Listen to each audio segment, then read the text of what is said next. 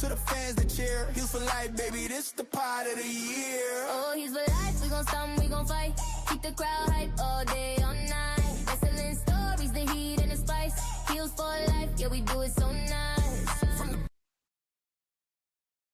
Yo, what's going on, Heels for Life fam? It's your boy, and live from the studio here at the hashtag Heels for Life penthouse. And we got a loaded show for y'all today, man. Episode 306. And before we get this thing kicked off, let's go over the run of the mill of everything we're going to be talking about. Westside Gunn is getting kicked out of Raw. What is going on, man? The PWI Women's list is also going to be coming out. I think I have an idea what Mid-South is going to put as number one on this list. What about you guys? And I want to know who you think might have got or will get snubbed on the top 10, whether due to injury or maybe getting overlooked at different things. On this part, we're not going to focus so much on what the PWI is going to put out. We want to know what you, the community, and of course, our panelists, what do they think about? We also have the BW 500. We're going to dig a little bit into that as well.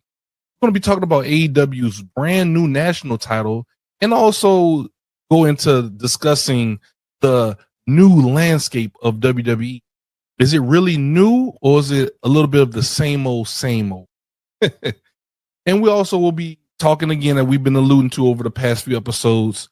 AEW's first ever women's blood and guts. Also, Rich Holland and his future in WWE. What is going on, man? I know he got released. I know that he has some medical issues going on, and we have wrestlers that are actually pitching in to assist him. What is that to say about WWE policies and how they handle these wrestlers when they release them in their injury status? That's something to talk about, something to think about. Also, going back to the AEW side, we have Okada going to New Japan to face Tanahashi one more time. And then we also have heel news and rumors, where we're going to be talking about a rapid fire list of topics that we didn't get to talk about during the main part of the show. But the main thing I need y'all to do is hit that like button, hit that subscribe button, go through and watch some of our older content. This is hashtag Heels for Wrestling Podcast, and it's time to talk some wrestling. Enforcer, go ahead and ring the bell.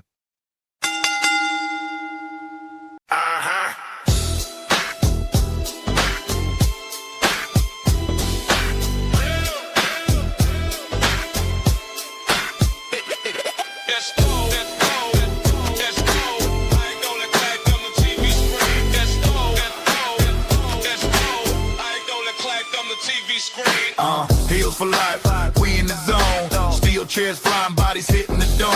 Pyro pop in the crowd in the rage. Wrestling's all gospel, we preach from the stage. No face turns, just healing it raw.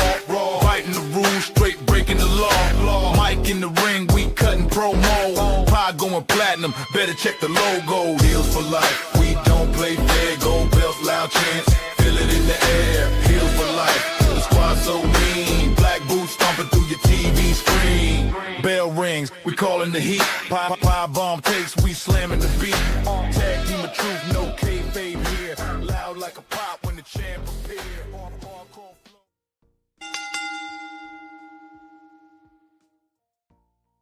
Believers, it's a great day in I am your host, the Black and Bama Incorporated, the host with the most. It has a fucking ride. I don't know why I'm so geek tonight, but yes, I'm here for another episode of 305 hashtag Heels for Life special edition. You know what I'm saying? I mean, damn. Thanksgiving is about 2 weeks, and then Christmas is like in a month and a half. God damn, man, this year's just been flying. But anyway, I'm here. Light Skin's here. Enforcer's here. Yeah. Ziggy, thank you so much for that introduction. That was so fucking dope. Even though your service was nervous, I still enjoyed it because for some reason you was coming in and out of it. But we got the message, and I loved it. I loved it. As you were stating, during that lovely introduction, we got a lot to talk about. We are going to be talking about the Westside Gunn situation. So That's going to be our main event. So we're going to, matter of fact, what we're going to do is we're going to do something a little bit different. Instead of like doing the, WWE news, AEW news, what we're going to do is we're going to get right into heel news and rumors. We're just going to get straight into that, get that shit out the way, and then we're going to start backtracking. You know what I'm saying? That's what we're going to do. So Ziggy, without further ado, can you start us off with heel news and rumors?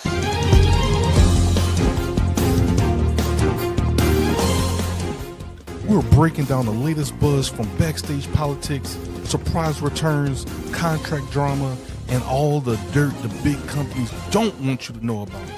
Whether it's AEW, WWE, New Japan Pro Wrestling, or any of your favorite indie scene companies, we've got the scoops, we've got the tea, and we might even have a wrestler to even talk about this. With a little bit of fantasy booking to spice things up. Grab your belts, lace up your boots, time to hit the ropes, because it's time for heel news and rumors.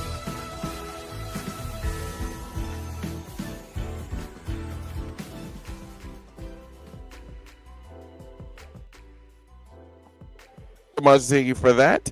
All right, so what I'm going to do is I'm going to give it to Enforcer.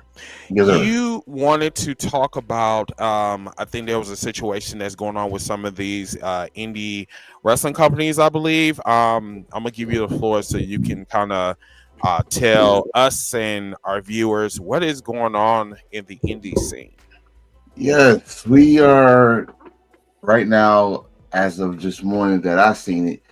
DPW, which is based in North Carolina, is having its last show, which is an anniversary show next month on December 12th, and after that they're going on hiatus indefinitely. At the same time, which I was reading into it, found out that Prestige Wrestling also is closing their doors, which is another big name indie company. I think it's on the west side, which also is like the big three.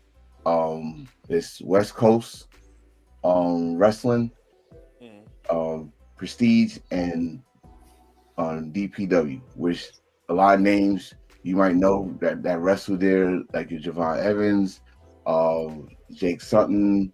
You got some big names from AEW, WWE goes there. Some indie guys like Chris Danger, all wrestle there. And we had some champions that was also in AEW, Brian Keefe, Queen Amanala, who is also the women's wrestling champion there. And it's kind of just came out of nowhere. I did not see this coming. And that got me worried, because should other big name indie companies like GCW, House of Glory, AAW, should they be Wrestle Revolver? Should they be worried? Because now it seems like it's like a slow, I guess I could say pandemic in the American scene of the indies now. The big name indies, not like your local town indie wrestling. Like, these are big names that actually travel, that goes to other states or countries. I think actually DPW's last official show is in Japan. So kind of worried. It's really hurting a lot of talent that don't go nowhere else. Like, that was their home base, was DPW. So that's one. Like I said, we need to find out if this is going to happen, or should other indie companies worry about this drop that's about to happen. Okay. So what do you think could be the cause of this? Could this be WWE like being the ultimate villain and swallowing everybody up? Like, what do you think could be the issue? And comment section also, if you want to get into this conversation too, by all means, please do so. Also repost, share, like, comment, do what you need to do. We need the engagement. But yeah, so like, what do you think could be the cause of this? Well, I think there's something that Lyfe can say. I'll let him say it after I say what I gotta say. You could say not just WWE. You could say AEW too. You could say TNA. You could say other companies around the world that's in big name like in Japan. If the talent is there, but people they just swallowing talent up. Like basically you can't say more likely WWE because they're trying to get talent before AEW and stuff, and vice versa. But I think I'm going to pass on that license because he made more sense of what he said earlier. Because also, it's not just a wrestling problem; it's a life problem that we're going through right now. So I'll pass on that license. Yeah, finish it off. Cool. So basically, what I had said is that we are living in times of a great economic. I don't want to say it's a depression because we're not there yet, but at the same time, a lot of us are pinching pennies. Myself included. I mean, a lot of you know the situation that I'm dealing with as of right now. I've wanted to do so many things. Like us as a group, we collectively talked about going to Greensboro, North Carolina to go watch Guts live. And we had to put that on hold because of the situation that I'm in. Because how am I going to purchase a plane ticket if I'm not getting paid? And how am I going to pay my bills and go enjoy life if I'm not getting paid? There's a lot of people who are in worse situations than me. You know, there's a lot of people that want to go ahead and do some of these things, but yet can't. Now, I don't want to put it on anybody. I mean, but at the same time, we have to be smarter about who we put in charge of certain situations so that we don't have to experience this. I mean, we did warn you what was going to happen if a certain somebody got into the position of power that they did. I'm going to not speak anymore about it. I'm done talking about it because I did get some news that kind of brightens my night a little bit, and I'll talk about that later. But yeah, I mean, it's a lot of people are putting holes in their pocket just so they can survive. And right now, going to a wrestling show is the last thing on their minds right now. I mean, and especially when it comes to WWE, who is trying to price out fans that have grown up watching them for years and years. So, okay, cool. Light skins, matter of fact, I'm sorry, but the spot I have to go back on you again. Can you tell us a little bit about what happened yesterday and what happened this evening with the tag team that decided to walk out on Tony Khan and Collision last night? So, for those of you that watched AEW Collision last night, we got a tag match that involved Ty Conti, Anna Jay, and they teamed together to face the team of Hyan and Maya World. Now, this was not the original plan because what was reported was that the original plan was to have TJ face off against Nixon Newell and Miranda Alizé. Well, some things happened where they were talking about what they wanted to do for the show. They were talking about what they wanted to do, how they wanted to work their match. And apparently both Miranda and Nixon gave the old Terry response, "That doesn't work for me, brother." And walked out an hour before the show. Now, wow. Earlier today on X, they had been tweeting that they said that they had a lot to say. Nixon tweeted out, "Do not believe everything that you hear or read," yada, yada, yada, after Sean Ross Sapp and everybody else had basically reported what I just talked to you guys about. They went on Twitch about an hour ago. And Nixon Newell and Miranda Alizé, and this is from Sean Ross Sapp's X account here. Nixon Newell and Miranda Alizé on their Twitch stream confirmed Fightful's report that they were at AEW Dynamite on Wednesday, but there was nothing for them on the show. They came in on Saturday for Collision, and were given a match and say they presented ideas and were informed of the short match. They decided that after the promo they did, they wouldn't benefit anyone, or that wouldn't benefit anyone. They say they told AEW that they appreciated it and that there wasn't any negativity or a harsh walkout, and spoke to everyone involved, and that they were told that they were free to leave if they wanted, which they chose to leave. So basically, they just got up on Twitch and confirmed pretty much everything that was being reported, that you didn't like the way that you were being booked, and so you left. And I made a video about this earlier on TikTok, where we all heard this story last night as it was coming out while Collision was going on, and even after Collision ended. And you're going to check social media, and there's really no engagement. Nobody's really talking about it. Nobody's giving them, hell about doing what they did. And it reminded me of something. It reminded me of the situation back in 2022 between then Sasha Banks and Naomi when they walked out. Now, I said it's the same scenario, just two completely different situations. Nixon Newell and well, let me start out with this. Sasha Banks and Naomi, established wrestlers, they left because they felt that they were brought in to enhance the tag team division, and they didn't think that was what was going on at that time.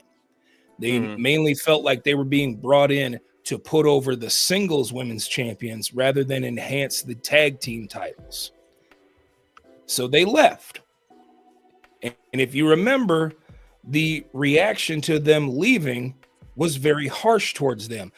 Mercedes Moné has had a, stigma about her that she hasn't been able to shake from the IWC for the last 3 years. Right or wrong? I was about to say, can I even say the words that everybody said? That's so, unprofessional. they sit up here and they say, well, she has creative control. They say that she picks and chooses when she wants to eat a pin. Yeah, this, that, and the third. Right. And then here you have this situation between Miranda Alizé and Nixon Newell. Right.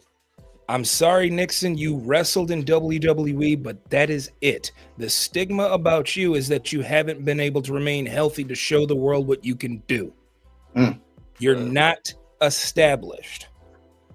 How are you? And matter of fact, when I shared that Twitch stream with you guys in the Messenger group chat, I've seen it. A good friend of ours, DJ Barbecue, asked a question in the chat. Here was his question. Is taking a pin in a company that you're not established in a bad thing? Asking respectfully. What'd she say? No response. Was she even reading the comments? Of course, you wasn't gonna. Yeah, you wasn't gonna get a response. She was reading comments. She just chose not to read that one. Yeah. My thing is, and I said this when she first came backstage. I said, I'm glad they give you the opportunity. All you gotta do on your part is stay healthy. Because it's like you said with Mercedes Moné, aka Sasha Banks, she's still trying to wash that stigma of what people were saying when her and Naomi did that. Unfortunately, it's just her now because Naomi came back home. But the Sasha, aka Mercedes Moné, didn't come. It stayed on her like flies and shit. But this right here, the only thing we got on you next is that you changed your name and your hair's colored. Other than that, no one knows how good you really are unless they saw you overseas. Because every time we saw you over here, you got injured. I mean, think about it. The Mae Young Classic, first year, got hurt. Came back the next year, got hurt. Came back in NXT, got hurt. Let him cook. Got bumped up to the main roster, eating pins, and got hurt. Was in catering. We didn't know she was still there. I'm not saying this because I like Nixon Newell. I loved her work earlier when she did all that work with WCPW and Defiant with B. Priestley in them. But again, you haven't been the only thing attached to your name is that you used to work in WWE. Mm-hmm. There's nothing memorable that you did there. You know, there's nothing. Same thing with Miranda Alizé. Did you know Miranda Alizé was in WWE? No, For, I didn't know who she was. Exactly. Nobody knows that she was a part of WWE for a while. She was in the 2017 Mae Young Classic and was beat by Rhea Ripley in the first round. She was in the finals to determine the Ring of Honor Women's World Champion that Roxanne Perez defeated to become the first Ring of Honor Women's World Champion. Roxy, yeah. Roxy, not Roxanne Perez. Roxy. Yes. So, again, what have you done, Miranda? And from what I hear about Miranda Alizé is that she doesn't really have the best of attitudes, and she's got an ego about herself. And I think a little bit is rubbing off on Miss Newell. I could vouch for that. I could vouch for that personally, and I got a witness right here next to you that could back me up on that. We saw her at that convention, and she was with her nose up like we supposed to draw to her, and people was walking past her. Like first, you didn't look like how you looked on TV. You looked like you was sick, but that's not personal. That's how you look. And then when we find out who you are, you just like, you know, you kind of like Chris. It's kind of like the what's my man name? It's like the Max situation we had. It was like that. And but we like I just don't get like, yo, y'all coming here, you give you an opportunity, just like everybody else that got an opportunity. You're supposed to show off. You're supposed to show off your work. Then you show off your work. You show that you could be a team player. You show that you got some skills in the ring, and you can stay healthy. You know you go get that. You know you get that shine for Tony Khan. You know you go get that shine. You gonna say you elite. You know it's gonna happen. All you gotta do is come in and do what you gotta do. That's all. And that's another thing too. I mean, look at the people that they were supposed to face.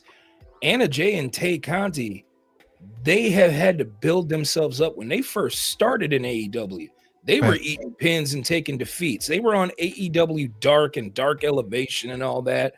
Like, they had to establish themselves. And you're telling me you're too good to do the same? Hey, I'm not wrong. So, y'all want to get into these comments, Chris? No. Well, not that one, but just like in general. Like, let's let's go to the ones that's actually relevant. So let's go to Willis. What's up, Willis? Lunatic, we see y'all. Lunatic says Mercedes has a bunch of belts. Yeah, he might not, and she might be getting a 20, like Mid South always says. Cam Lewis, what's good? Cam Lewis says, unfortunately, Nix's body breaks down. Yeah, you never got to really see it. Correct. Our boy Hill Carmichael says she's the Derrick Rose of pro wrestling. So a lot of talent, but injuries derailed them, is what I'm saying. Like Brandon Roy. Yeah. Many people don't know that one.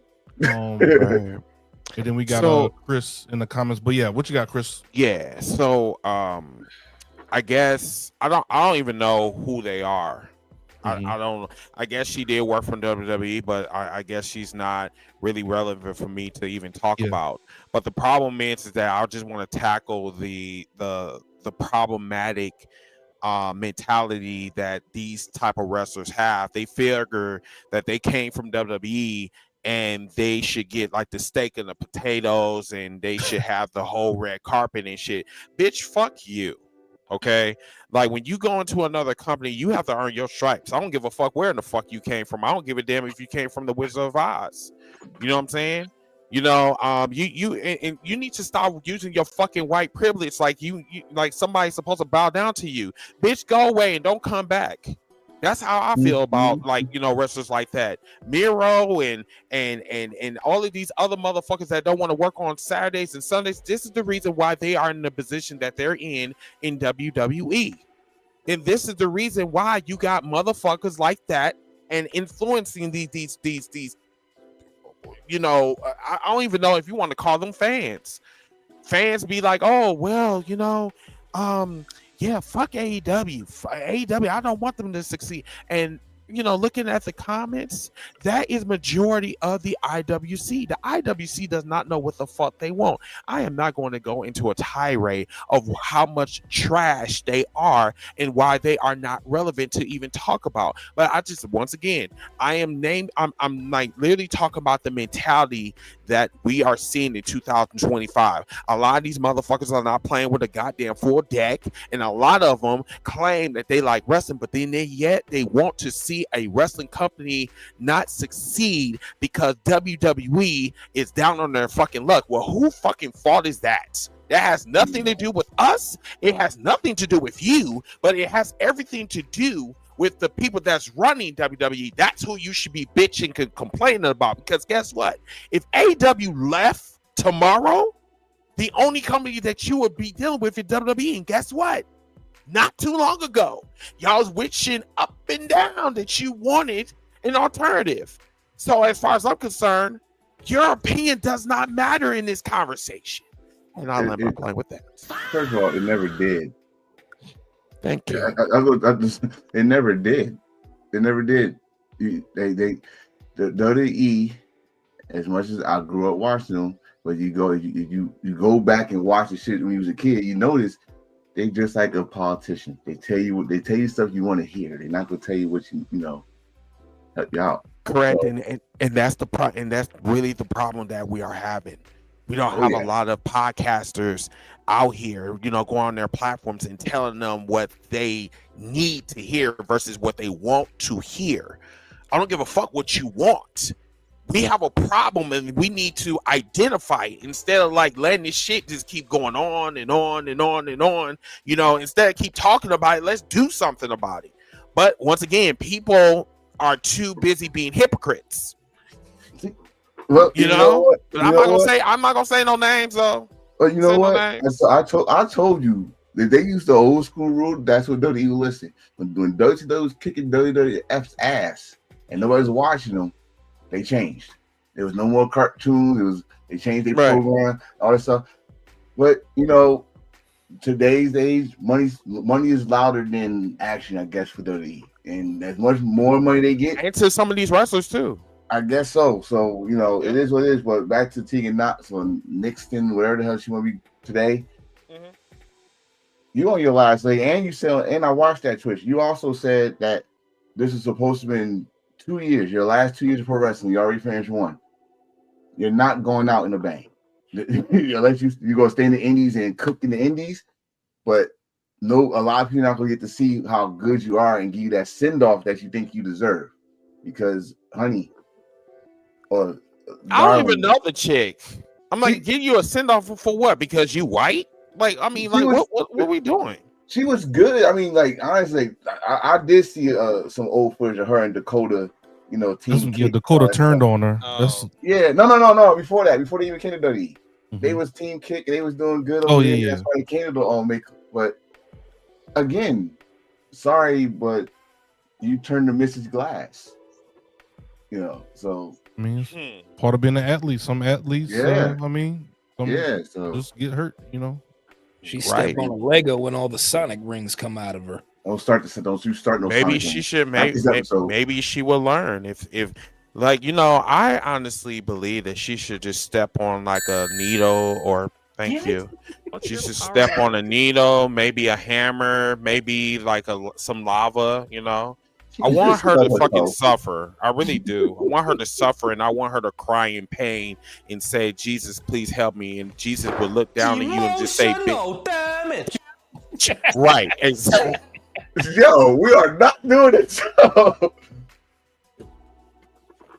We are. Yo, listen. A nice stub on the the corner bed. What you told would be fine with me. All right, yeah. Oh God. Okay. Let's get into some of these comments, Chris.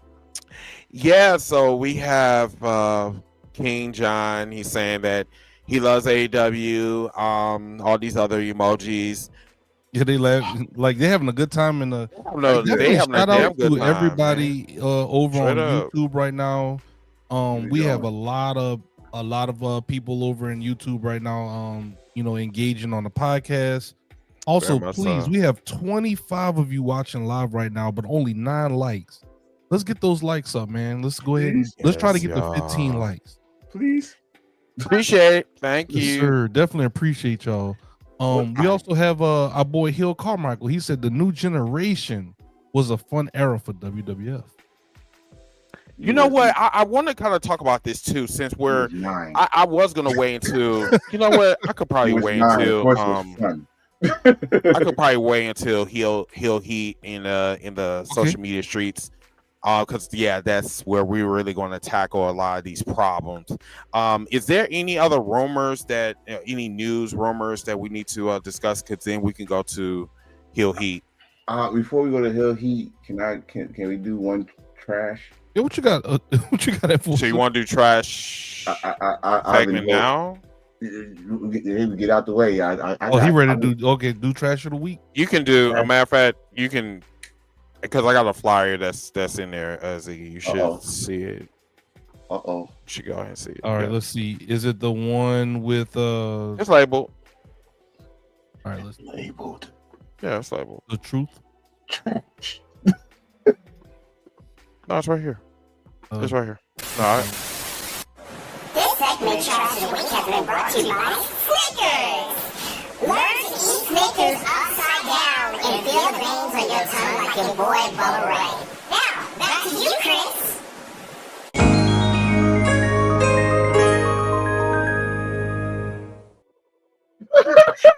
Thank you, Chuck. Appreciate it. Okay, who is Trash of the Week? Oh my God. So you could feel. Boy, you know.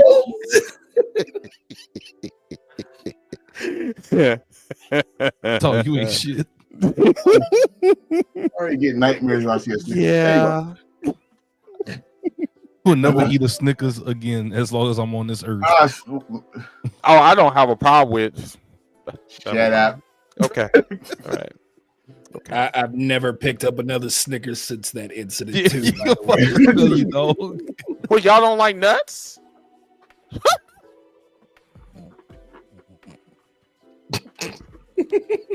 Where did Forster go? Where did Forster go?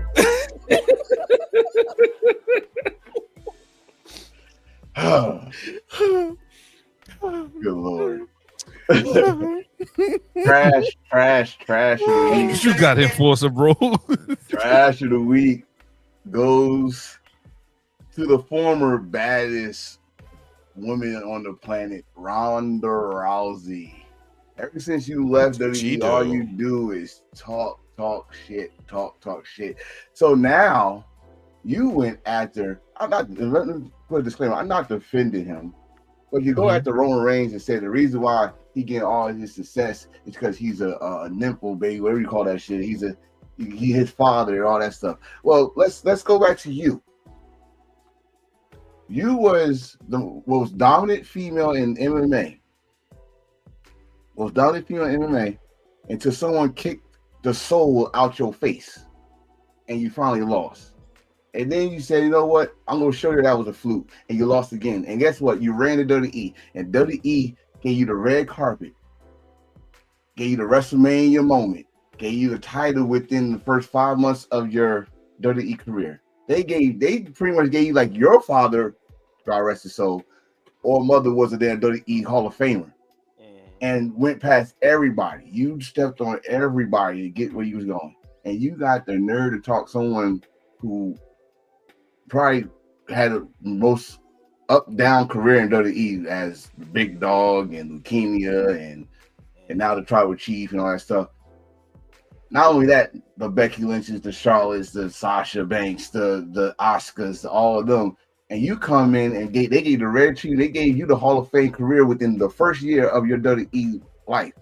And you just keep on bitching because you can't go back to UFC. You can't even go back to the fucking goddamn strike force if it came back, because you're blacklisted because your ass keep on talking shit. How about this? Do me a favor. Put some duct tape on your mouth and be a mother. Be a mom to your kid. Have your Twitch video or your Twitch page go up. Play your games and just stop bringing WWE in your mouth, because honestly, you got WWE in your mouth more than a fucking New York City prostitute got dick in her mouth. Stop it. Stop it. Wow. I used to be a fan of yours, and you gave me on my damn nerves. That's all. I'm done. That's my trash of the week.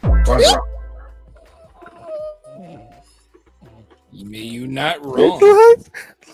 You are not why did you look like that when you heard? Yeah, he was speaking the truth right there. I mean, ever since she took that head kick from Holly Holm, she hadn't been the same since. She went through and had like this breakdown, and we all felt bad for her. And we're like, okay, now we're gonna see the resurgence, and she resurged back into the nether realm when she faced Amanda Nunes. Yeah. That's technically not true. She actually went to Outworld, okay, not NetherRealm. It was Outworld. It was. What's gonna be right? Went back to Outworld and ran into Melina and then got her face knocked off by somebody called the Lioness. She actually got her face chopped off with that kick. Okay, because the kick was dead. Okay. And then Amanda Nunes hit her with that 2-piece and a biscuit. I love biscuits, by the way. I'm not gonna lie to you. Just hope they don't come from Popeyes, because you're gonna need extra butter. That's not fair. Don't talk about your biscuits like that. That's not the only thing I go to Popeyes for is the chicken sandwich, and that's it. Oh, you like that cocaine sandwich? Look, if you are going to Popeyes for biscuits, there is something wrong with you. I think you being racist towards those biscuits. I think you really need to stop. I think they need to put something moisture in them damn biscuits. Speaking of moisture in biscuits, there's another dry biscuit right there. You don't look like that no more. No, her nose is on the other side, thanks to that kick. They had 2 cracks. Nose is 3 inches to the left. Back and to the left.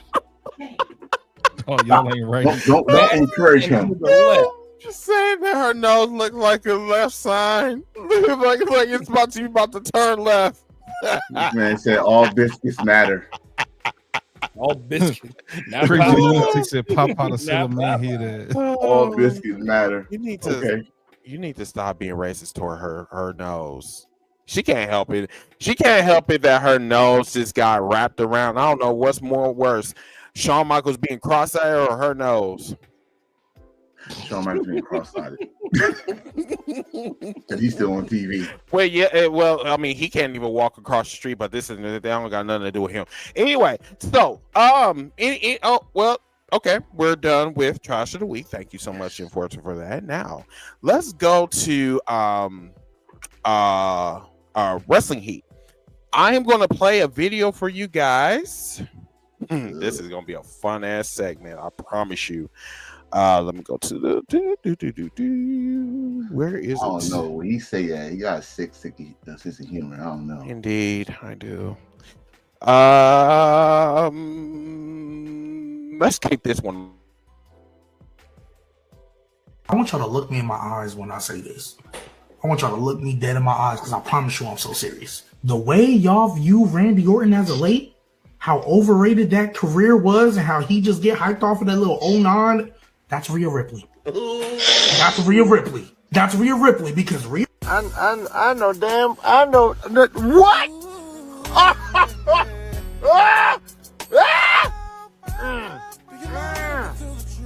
Take it back. Take it back. Take it. So this bitch ass nigga literally said that that not only Randy Orton was overrated, and now remind you, this was American History X Randy Orton, which was probably one of the greatest like heels during that era. He said that he was underrated. He said he was overrated and compared him to Rhea Ripley. You got me so fucking upset. I can't even distinguish between him and her. You know, I mean, listen, what the fuck was you on? What was you on when you said that shit? And then you talk like you want people to feel you on this. Don't, nigga. I want you to go in traffic and get hit by a fucking car. What is your problem, sir? You know, Randy Orton. If there's one thing about Randy Orton, sir, is that Randy Orton is not overrated. Overrated now, yes, because he's a Care Bear and they don't know what the fuck to do with him. But you are gonna put some motherfucking respect on that man's name.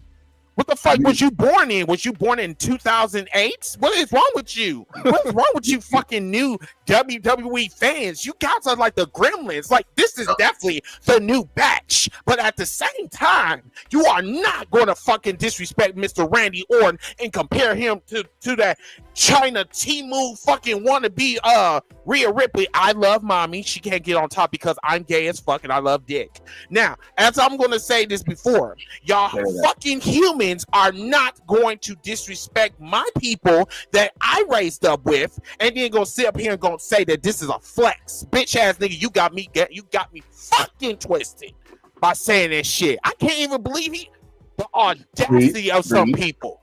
Breathe. I'm sorry. No, that actually, you know what? I'm starting to feel a little trend going on with this generation here. Y'all shit on the past because y'all didn't get to see the greatness. We watched this man develop from a young snot-nosed little punk from Evolution to going on his own, just being the legend killer, being obnoxious, until he went, like you just said, American Society X, straight up baldy. I remember every freaking week, Jerry the King Lawler, who always was getting excited for puppies, but this man used to say, Randy Orton is sculpted like a Greek god. This man was psycho. You know how the whole summer he questioned John Cena? He found out how to do a move by just picking someone's head. 4 minutes of McMahon family, almost two times worse than Stone Cold ever did. By bringing Triple H and Stephanie marriage on TV, like the legitimate marriage, not the fake one back then in 2000, like the legitimate marriage. And they was trying to like making jokes when he was DX, like, oh, I wonder who's the father of the baby. No, we gonna bring that on screen. Randy Orton can do it. He go DT your wife, he go kick your father-in-law, he go beat up your brother-in-law, and if your mother-in-law comes, he go pump her ass too. Randy Orton was a menace. All right. But what possessed him to even say that? What we doing right now? What possessed him? Engagement. To say that, yes. What possessed him to say that was of 3 words: clicks and likes. Yep. Yeah. That's it. Okay. Believe me, I hate it as much as you do. Okay, cool. So here's the thing. I'm all about the engagement. I'm all about the clicks and likes and all this shit because that's how, we get paid. I get it. Light skin and Antonio, I will only go so far with that shit. I'm sorry. Because now you're in the line of being disrespectful. Okay. And there got to be some type of accountability because I'm sorry, that man was going around kicking bitches in the fucking head, kissing bitches, right? Even though she had herpes. But whatever. But still, like, we are going to not sit up here and say that man was overrated and his work was like not shit. Like, we're not going to do that shit. He actually helped Kofi Kingston find his edge. Yes. Like that ass. So like, let's not do that for real. I honestly, I could flip his whole thing. Like, you're actually giving Rhea Ripley some credibility by saying that because of what Randy Orton is now. That dude's a bona fide. Y'all believe in Hall of Fame in WWE. He's a bona fide Hall of Fame. All right, not just how many titles he won, but this dude had, like I just said, as a heel, was a menace. Even though if he go back as a heel, he could still do it because he showed us during the pandemic. He could still be a menace as a heel. But I'm sorry, bro. Like I knew that was a setup. I saw that video. I didn't see Joe's reaction. I saw the clip. I'm not falling. I guess that's that. I mean, I'm sorry, but if you want to be a dumbass in real life and you want to be a mean, cool, I'll oblige you. Dead ass. Take them motherfucking glasses off and shit, bitch ass nigga. Stop being so goddamn blind. Shit. And fucking and grow some fucking balls for once. I mean, damn. He looked like one of them ones with he looked like a fucking like the Virgin Saint Bear or some type of shit. Like just going on. I think he just woke the fuck up without washing his ass just to say some dumbass shit online. Jesus. God, you humans are fucking stupid. Oh my God. I'm sorry. I'm extra salty. Yeah, let me say this. Ooh. Period. Right there. Bam. Since when do you see Rhea Ripley deliver a punt? Let me show you Call that overrated. No. Let's show you how deadly that punt really is. God rest his soul, but that punt turned Husky Harrison to Bray Wyatt. Mm-hmm. Well, that wasn't Bray Wyatt that got kicked though. No, that was Husky Harris, and he turned him into Bray Wyatt. He got into Bray Wyatt. No, I'm talking about that person that was getting kicked. No. That was Mr. Perfect. And he got punted into Curtis Axel. That was Michael McGillicuddy, and he got punted into Curtis Axel. Well, and it got so wild that he created Axelmania. And he still that didn't really go anywhere. And he still has not been eliminated from the Royal Rumble that year. Damn it. That's funny as fuck. Okay. Let's go on to the next item. Hold on one second. Let me let's see. I had another one for you guys.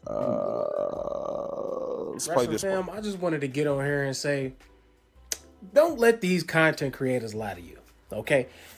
Because I'm not letting them lie to me. I remember who was saying what when certain situations was going on, all right? Nowadays, it seemed like every single one of them on here talking about some, SmackDown so trash now. We need to go back to the good old days when Roman Reigns and the Bloodline was on SmackDown and they were just cooking up all type of shit. Like I said prior, I remember who was saying what when certain situations was going on. Now y'all sitting up here talking about those was the good old days. But when we was back in the good old days, y'all was bitching and complaining because y'all didn't like Roman Reigns.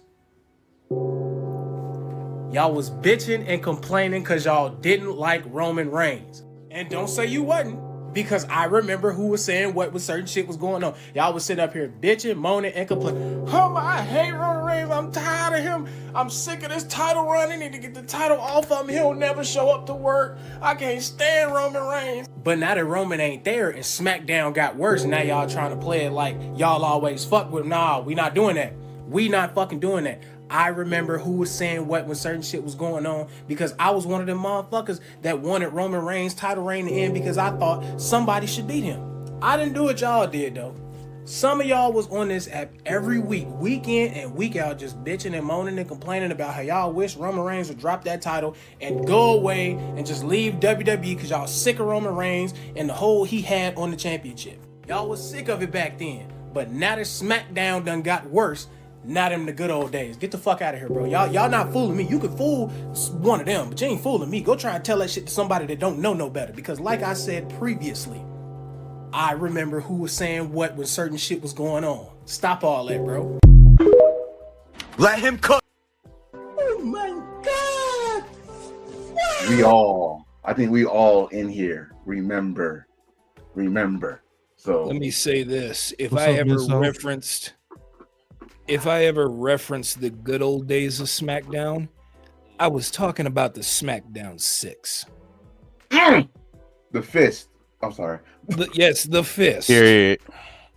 Those were the good old days of SmackDown. That was the good old days. The Eddie Guerreros, the Chris Benoits, the Chavo Guerreros, the Edges, the Kurt Angles. It was the workhorses that eventually became the stars that they became and made that company special. It made SmackDown special. It was great to actually sit up and watch a wrestling show on network television that actually gave you wrestling. Because remember, the two identities of the show: Raw was the entertainment show, SmackDown was the wrestling show. Yeah, yes. That was the good old days. The good old days is not Roman Reigns coming out to asking people to acknowledge him. This right here with the Fist, SmackDown and the entry. Like at first we had the Marilyn Manson intro, then you had that one where they had created, and then Drowning Pool took over. Oh God. These were the good old days of SmackDown. Exactly. You know, we run that. That's what made you want to say, ooh. Exactly. You doing that sound? You doing that sound after we saw a fist? I don't know, bro. There won't be no fisting in here, most definitely. Yeah.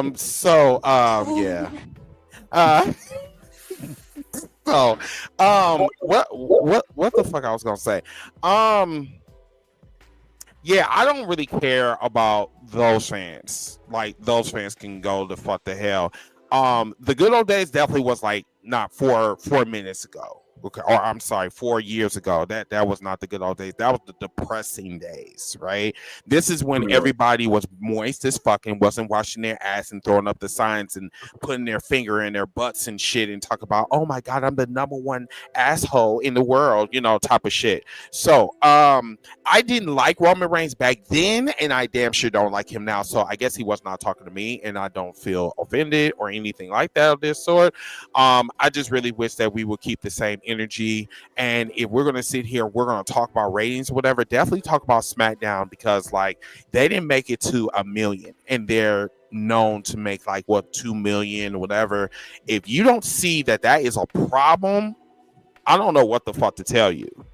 And I'm not the one that really talks about ratings, because I think ratings are irrelevant when we're actually talking about professional wrestling. If the ratings, the money, the ticket sales don't have anything to do with us, if they're not paying us, then we should not be talking about it, period. I mean, why are we talking about ratings in 2025 when you don't have to watch the shit live no more? You got streaming services. You we enjoy work and come back home and just watch when you get home. I'm sorry, that conversation is not in the void. If anybody bring in ratings, cut them off, mute them, get them off the block. Nobody talking about ratings no more. Nobody talking about views no more. Again, you'll see that shit later. All right, but exactly. Like you should said, the good old days. But SmackDown, Paul Heyman in creative. He knew, he kept his ear open to the fans over there. Like, hey, they want to see wrestling. We got only a 2-hour show. We cannot do a 30-minute segment out here. We need to make some stars, because Stone Cold is not here. Rock is not here. We gotta make some stars. They made 6 people that Vince McMahon did not believe in. Let's put it like that, because they're trying to make Batista, so he put on Raw. You had Eddie Guerrero, Chavo, Kurt Angle, Chris Benoit, Edge, and then Rey Mysterio, which I was surprised Rey even came to WWE, but again, and they kept it going. They put them in tag team matches. They put them in single matches, and had all stories around these 6 people. Then you have Brock Lesnar, Undertaker. You got to put some WWE in there. So it was entertaining at the time. Thursday nights. It was not on Friday. Thursday nights, and that's when SmackDown was good. Even SmackDown was good in the beginning days. I mean, come on, like rocking them. It was different from Raw. And if you missed Raw, they always used to talk about what happened to Raw, but it was entertaining. Now, I'm not wasting my Friday night. I'm watching college football. I'm not wasting my Friday night on that. Yeah, indeed you should. So and just like he said too, I do remember all y'all that was saying, oh, this and that about Roman. Hell, I saw here was talking about it. Like, damn, I like Roman, but damn, 4-year fucking title reign? No, you should have dropped that belt with Drew McIntyre. You should have dropped with Kevin Owens. We all said that. But so I feel like this, like, and Chris, I'm only responding to you because you actually put up something that was smart. Diedrich, I'm sorry. Yes. I'm aware of what he stated. I think I listened to one of his podcasts. He's one of our friends. But I have to kind of disagree a little bit. Paul Heyman is no better than Triple H. And it's not because Paul Heyman, like I said, I love his mind, but as far as a businessman, he's not good for business. I'm sorry. So I would still use him as a consultant. I would use him as such. He shouldn't go anywhere close to money. I know that we're talking about it as far as COO, but that's it. Like, he shouldn't be anywhere near money or anything like that. Like, I'm sorry, he just really irresponsible for me. So Paul Heyman's mind needs to be supervision. correct, need to be supervised. Yes, exactly. Let's bring in Miss South. Miss South, you ready, or you need more time? Welcome, Miss South. He's typing very hard. He's muted. Okay. So hey, what's going on? Nothing. What's up, bro? We want to make sure that you're good. not rage. You're not rage typing or anything like that. No, I'm good. My bad. Right. Hi, Hoodie, guys. sir. Like the hoodie, sir. So, did you want to say something, or did you want to? So back when I was actually watching it, I didn't have a problem. I didn't have that much of a problem. I think my only issue with SmackDown at the time was that they attempted to book Roman Reigns like they originally booked Stone Cold Steve Austin, where they made the entire episode about him.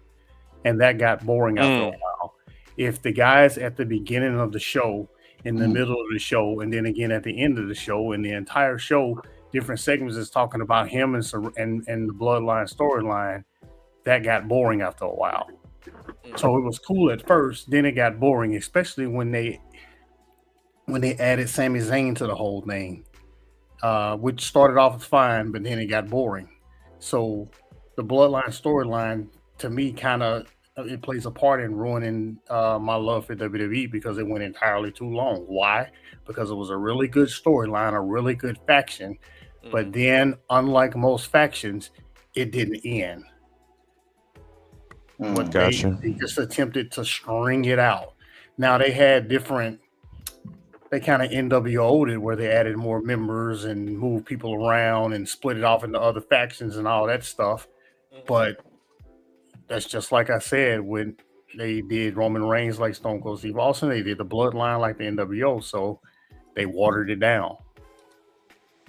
Gotcha. Yeah. Okay. And I say watered it down. I don't watch it now, but isn't it still around? Well, so they're literally still doing it. 6 years later. It's a spinoff. Yeah, so that's We're hilarious. Still in the second inning. No, man, please. That ending, that shit ended a long time ago, bro. Whole new baseball game. That's right, man. Please. They already won the World Series. We don't need shit. Let me see. Okay, I think I got one more, and then we're gonna go to commercial break, and then we're gonna go into our subject for the evening. Damn, that hour went quick. Damn, goddamn. Okay, let me play this for you guys, and then after this, Chris, before you go, we have 76 people watching live across all platforms, but we only have 11 likes over on YouTube. If y'all don't mind, can y'all please hit that like button? We're very close to hitting our goals on YouTube for monetization. If y'all go ahead and help us out just for a quick second, hit that like button, hit that subscribe button if you hadn't already, and we'll definitely appreciate you all. Thank you, Chris.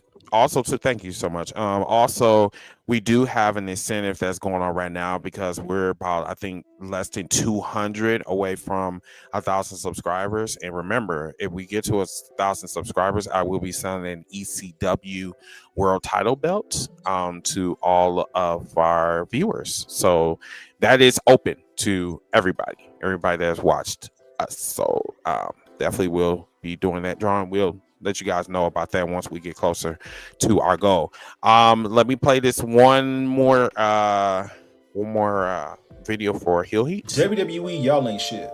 How dare you kick Westside Gunn out of Monday Night Raw in his hometown? I've already seen the comments and a lot of... Wrong one. Sorry, wrong one. That's actually for later on. Okay. Anyway, it's not the video though. That's foreshadowing for the main event. Right. No. So what we're gonna do is we're gonna go to commercial, and then we will be right back, and then we're gonna get into our topics for the evening.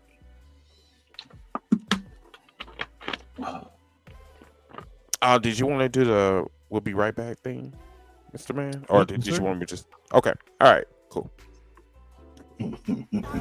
This is a message to my cheating ass girlfriend Rogue. Since you want to run off with a 71-year-old geriatric old man, I'm taking this card and I'm blowing everybody up.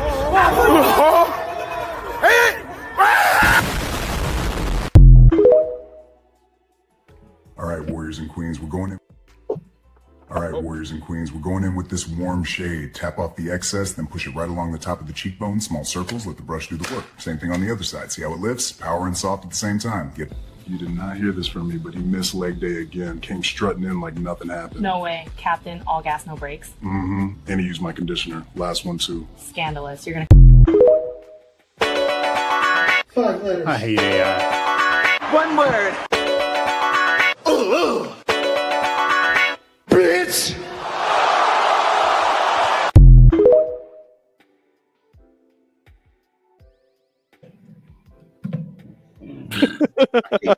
I hate AI. That's what I hate AI. Okay. That was me, Queen.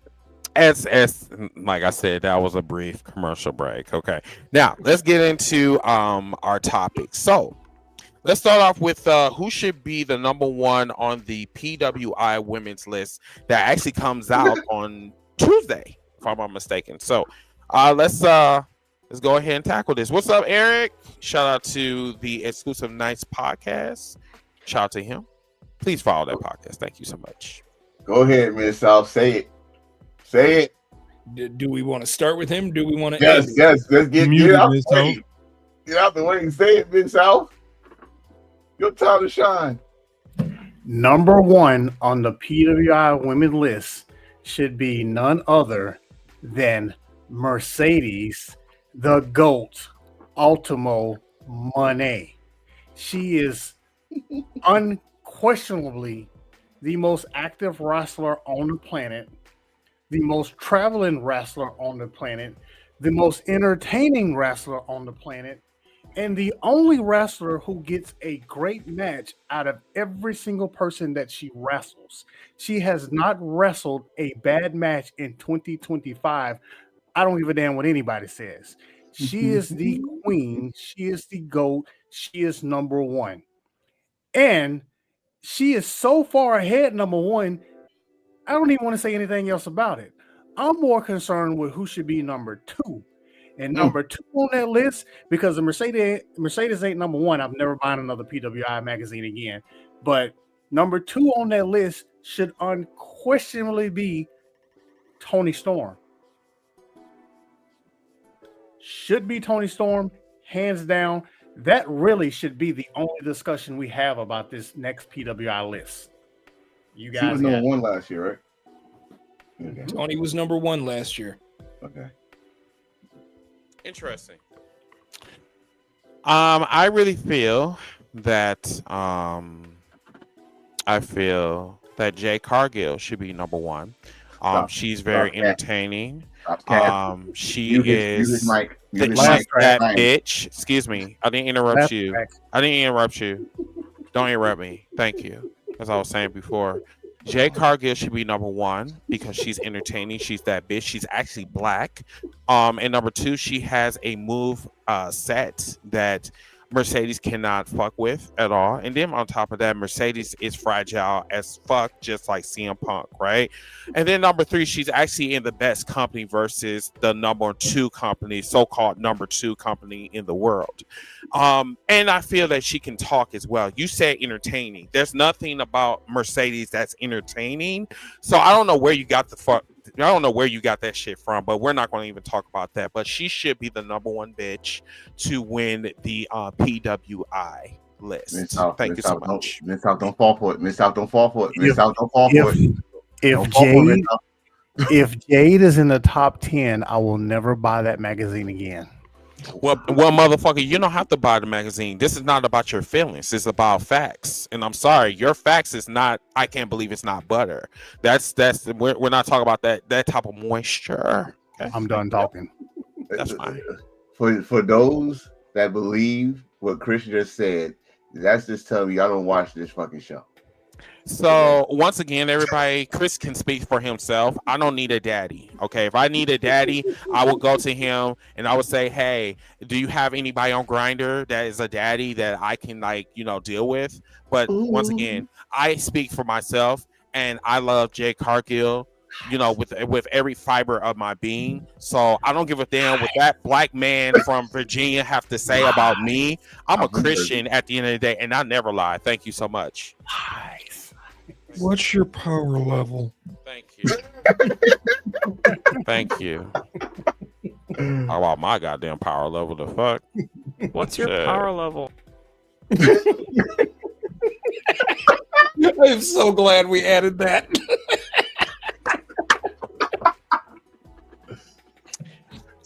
So wait, I'm done. I'm done. So wait, Miss, you said if she's on the top 10, you're not gonna buy the magazine?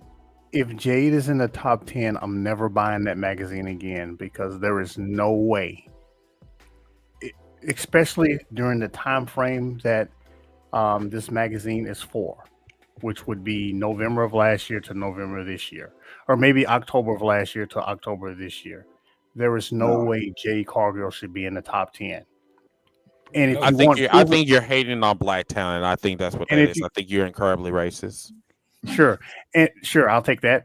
And if if you look over at the Black 500, go look at where she's placed there. Even they're telling you she doesn't deserve it. I don't give a fuck about niggas that don't even support their own people. So we're gonna stay on this list, okay? And if she does become number one, I want you to not only don't even buy the book, but then say that Chris was right. Okay, thank you. Make a theme song. Make a theme song that says Chris is right, like I did Miss South. Please, yes, thank you. Because I want that same energy. Unlike some people don't know how to get the same energy. Thank you. So all right, so we know who's number one, number two. I think we all could honestly. But anybody from WWE, what's the highest number somebody from WWE gonna be? I believe it'll be Io, and she'll be number 3. She should be on number 10. She shouldn't even belong on that list. She's been side bitch of the year. That does not qualify for being number 1 or number 2 or number 3. Thank you so much. With the way PWI does work, I can almost guarantee you Io is going to be number 2. And I'm not saying she isn't deserving. She's just not as deserving as Toni Storm. Y'all think Stephanie will be? She'll be Stephanie McKay will be in the top 10 for sure. The only reason why she's going to be on top 10, not because of her English, is because of her ass. That's it. Nothing more, nothing less. Yeah. Oh, well, shit. If that's the case, Nikki Lyons should be top 10. I mean, goddamn. Nikki Lyons should be a number 20 or she'd be number 69 because that's the only thing that's the only positions that she knows how to do. Nikki Lyons would be 501. What's wrong with that? I do have a question for Mid-South. Sure. Mid-South, where would you actually put Io? If not where PWI would put her, but like where would you personally put her on the PWI list? I can't. I can't even lie to you, bro, because I haven't watched a single Io Sky match in 2025, so I could not honestly rate her. I don't do business like that, so I won't even lie to you. What about you, Light Skin? Where would you put her? I already said 3, but I do have a name in here that I feel like is going to get gypped, and I felt like she had a hell of a 2025, and that is the World of Stardom champion Saya Kamitani. Yep. She's put together a great year. She had the insane year. I think she had the match of 2025 against Tam Nakano at All-Star Grand Queendom. That to me was the best show in April. Dynasty was good. First, we don't even know where to see it. So like I don't understand like StardomWorld.com. How we put her on a PWI and no one can't see her other than on Super Nintendo. I don't get it. You know what? Jade Cargill spent about 5 months in a windshield, okay? Getting the Sonic rings knocked out of her. Since we want to go there. Uh-oh. I was trying to be professional to ask you a question. Is she the IWGP champion? Saya Kamitani is the World of Stardom champion, and she's the New Japan Strong Women's champion. She is wrestling Shuri for the IWGP Women's Championship in a winner-take-all match at Wrestle Kingdom. She has been the hottest thing in Japan. That is the reason she's in the position she's in right now. Were you mad when you said that? Yeah. No, I actually found it funny. Like, she spent 5 months in a windshield. We didn't see her. She still qualifies for being number one. I don't give a damn what you or Mid South or East Wing got to say. Then she would have hung on to her Sonic rings. Get our shirt at Pro Wrestling Tees. Get our shirt at Pro Wrestling Tees. God, you said that with such conviction, for real. This wow. That's a good one, Adam. He says Athena should be in the top 10. She should be in the top 5. Athena will definitely be in the top 10 for sure. That's a good one, Adam. Top 5. Yeah, she should definitely be in the top 5. I'm not sure. That ass. Because it's she surprised. She like went over her 1,000 days. Right, like, but unfortunately for Athena though, the big matches she's lost this year. She lost to Mercedes. Yeah, that's gonna hurt. She lost to Tony, and she lost in the tournament. Yeah. So now she did win the at All In. She did win the Casino Gauntlet. So I don't know. She won the I know Casino she'll be in the top Gauntlet. 10, but She won the Casino Gauntlet. She won the big ROH matches because they only had like what four pay-per-views. Right, so right. She so won she won the pay-per-view matches, but the big matches, I don't know. She won something. She won something in the beginning of this year in Japan, tournament in Japan where she got a match in the Tokyo Dome. I mean, they lost in that 4-way though. Her team lost in that 4-way. Yeah, it did. Yeah.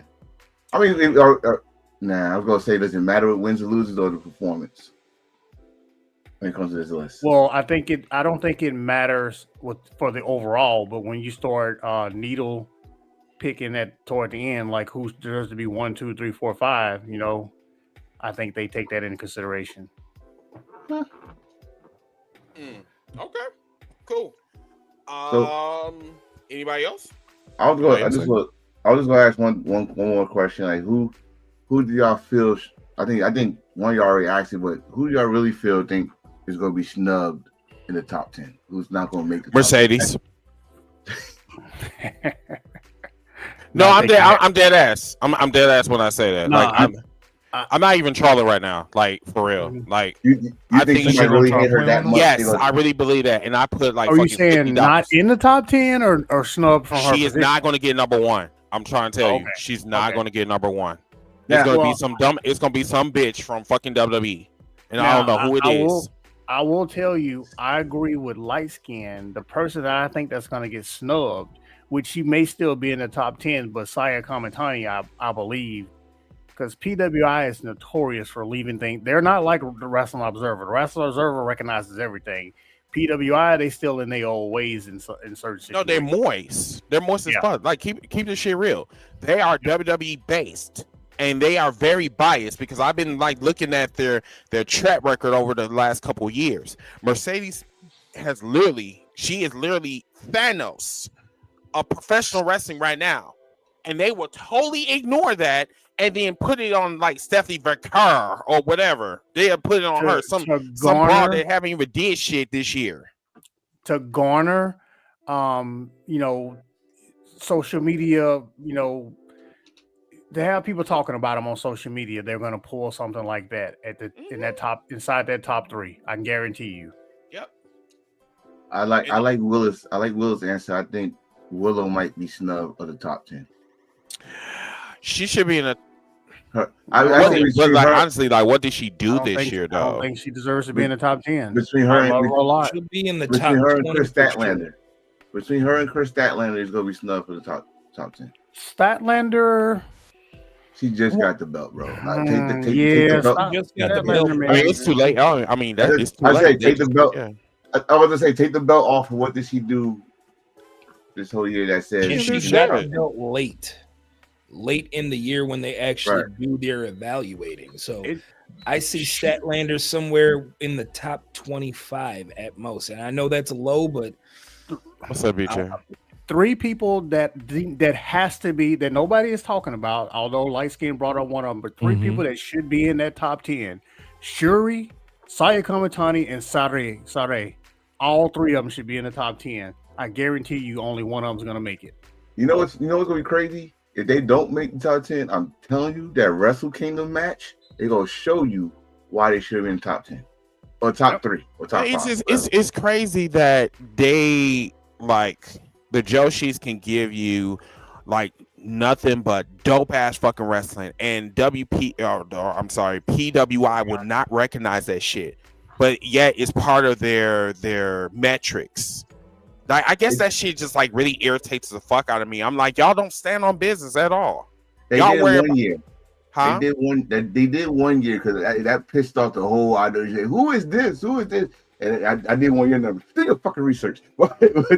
They didn't know who she was. She was in Stardom, and she was number 1.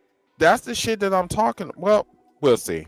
You know what? Which is crazy about that enforcer when with these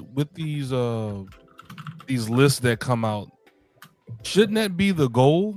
Who is this? Oh wow! Let me go ahead and look this person up. 100%. Like, it's kind of crazy that people would get pissed about that. That's the thing, Ziggy. Like, people, instead of doing research, they just like, who the fuck is that? I didn't know who is that. I'm like, motherfucker, how about you pick up the goddamn keyboard and tap? Motherfucker. Oh, my wife is a PWI fanatic. She loved the list, and that's how she learned. Who's like, oh, who's this, and then she look it up. Blah blah blah. I'm gonna really age y'all right now. We ain't have all this shit, all right. We ain't have all this. Y'all can go on your phone, go on your search, and type the name, and they give YouTube footage, the history of how many belts they won. You know what? Honestly, I had to figure out who this was in the comment section. I'm like, who the fuck is this Adam Anderson? This is OVW. Yeah. And no, I'm not going to no fucking Wrestle Kingdom. I'm not going to fucking Japan. If I do go there, it's to see Super Nintendo. That's it. That's what. And please don't look like that. Like, you just don't look at me like that. Just don't do that, motherfucker. Don't do that. Wristbands and hit the power up. You need to stop being racist. Ever since you put on that Santa suit, you've been acting different, and I'm tired of you. Quit hating on my fluffy fluff. I'm not hating on you. I'm just saying you are a bad Santa right now. You're supposed to be delivering. Why are you yelling at me? Y'all crazy. You just call it a fluffy fluff. Oh, and by the way, too, on the Willow Point, I am white America's worst nightmare. Willow was number 8 last year. Yeah, so on the Willow Point, Willow was number 8 last year. So she was top 10. Yeah, she's gonna drop probably to like maybe top 15, maybe. Yeah, I mean, I agree with that. And her highlight. And another fun fact, she was number 8 in 2023 as well. She won the Owen in 2023, didn't she? Yeah, she did. I think probably the only way that she could stop and she could stay in the top 10 is probably because of her bubbly attitude. They're probably going to do that as like a sympathy vote, possibly. Yeah, because the only highlight is that not just that, but she has a big arcade following as well. Yeah. Do we have last year's top 10, Ziggy? Yeah, let me pull it up for you right quick. What is she in that match, the Anarchy in the Arena? Yeah, she was. Yeah, her and Marina. Yeah, that's her highlight. Yep. Wow. Her and Marina Shafir. Wow, that's crazy. But yeah, while I got to miss out. Okay. We have Tony Storm, Jordan Grace, Rhea Ripley, Makia, Stephanie Vaquera at number 5, Saray, Bailey, Willow at 8, Mariah May at 9, and Athena at 10. Okay. Athena going up. So Saray made it last but year. not by much. One. Yeah, she probably not gonna go by much. Yeah, Athena's going up, Willow's going down. Bailey's not going to dropping. be the top 10. Yeah, Bailey gonna drop significantly. No, Bailey won't be on there at all. Mariah May won't be on there at all. But they too low to rate? Jordan Grace not going to be on the top 10. Jordan Grace won't be on there at all. And just FYI, that Mariah May's last great match, really good match, was at Revolution, and then she left. That's the Hollywood ending. And number 4, yeah, the Hollywood ending. And number 4, that is Micah, who was the World of Stardom champion. And I believe she also ended the year winning the 5-star Grand Prix and going undefeated. The only woman to be in that tournament and finish it undefeated. That's I think interesting. you know what? I might put a wild card in. I think Roxanne gonna crack the top 10. You think Roxanne is gonna go up? Roxanne might. I think she's gonna drop. I think she's going to had a good year.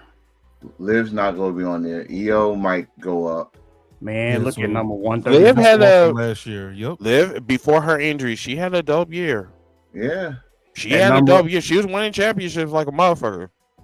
I'll say this: she won't jump. She won't jump greatly, but she will be further up than what she is from last year.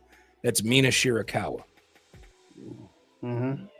Mina Shirakawa. Yeah, Mina had a good year. Oh yeah. I know this is kind of off subject, but I'm looking over there at that right side, and I saw a couple of wrestlers that Mercedes have increased their buy rate when it comes to them booking outside of their own companies. Mm-hmm. That's number 133 and 134. Kanji and Sapphire Reed. Yeah, they're gonna both be a whole lot higher this year. Yeah, 100. That's all. They're gonna both be a whole lot higher. Yeah, that's dope. Kanji got booked to CMLL a few weeks ago. They are not going above 100. I'm calling it. They're not going above 100. I guarantee you they'll both be over. Let's put some on it. Hey, hold on 1 second. Let me break in real quick. Let me break in real quick. Hold on 1 second. So everybody, there are 84 people across the board on all social media platforms. If you guys could, can y'all please repost, reshare, comment, do what y'all do. We want to see those comments out there because in a little bit we're going to be talking about the Westside Gunn situation. So we'll probably be talking about that in about probably about 10 to 15 minutes. So hang tight with that. We still got some more shit that we need to cover. So continue, fellas. Go ahead. They got a bet going on Mid South and Enforcer. No, we don't. I gotta get food in this house. I ain't betting none of my money. Crazy. Crazy. No, it ain't gotta be money. It gotta be like whoever wins, you have to say Mid South was right or vice versa. I don't have no problem saying nobody's right. I'll sing the song if he's right. They'll both be in the top 100. But I look at the names on the right too. That's not the real Sexy Star, is it? That's Sexy Star number 2. Okay. I mean, different person. Tell Patsy might go up a little bit, but she's not gonna get past 100. Yeah, like Chris Statlander was 36. She gonna hit the top 25. Deanna Purrazzo. I mean, like you got a lot. There's gonna be a lot of people jumping up. Jade is 44. Last Jade year. is 44. Is she gonna go down or is she gonna go up? She's gonna go up, but she's not gonna go up by much. She shouldn't be in the top 20. Megan Bain is 41. She's going up. She's going up. She's going up. She's had a good year as well. And Top not 30. to mention, Queen Omanada, number 55. She'll be up. Red Velvet should be in the top 35.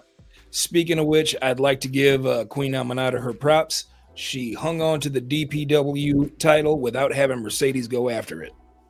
Oh yeah. Hey, she got to December 12th, so don't say that too often. Knock on wood. Heckler's gonna go up. She's up 77. Jody Brett's Oscar's gonna go up. Bozilla's gonna go up. Bozilla should be in the top 50. Maybe even higher than that, because her stock rise this past year. And Marina Shafir. She 81. She gotta be just because of what she did with the Death Rider, she probably be up top 52. Okay. Anna Jay. And that's your top 100. Natalia is number 100. Lena Cross is gonna go Like up. she's right on 100. Yep. Yeah, She was looking at the top 100. She gonna stay there too. Lena Yeah, Cross exactly. is the hottest free agent on the Indies right now. Anna Jay. Emerson Jane over there, number 223. She's gonna shoot up. So watched how the many match how many new faces you think is gonna be on this list? I don't know about new faces to the entire 250, but you mean like in we can probably say the top 100, maybe the top 50. Well, I'm definitely gonna say I'm not gonna say top 50 yet, but in the top 100, our first ever Ashe Women's Champion should be in that conversation. Yes.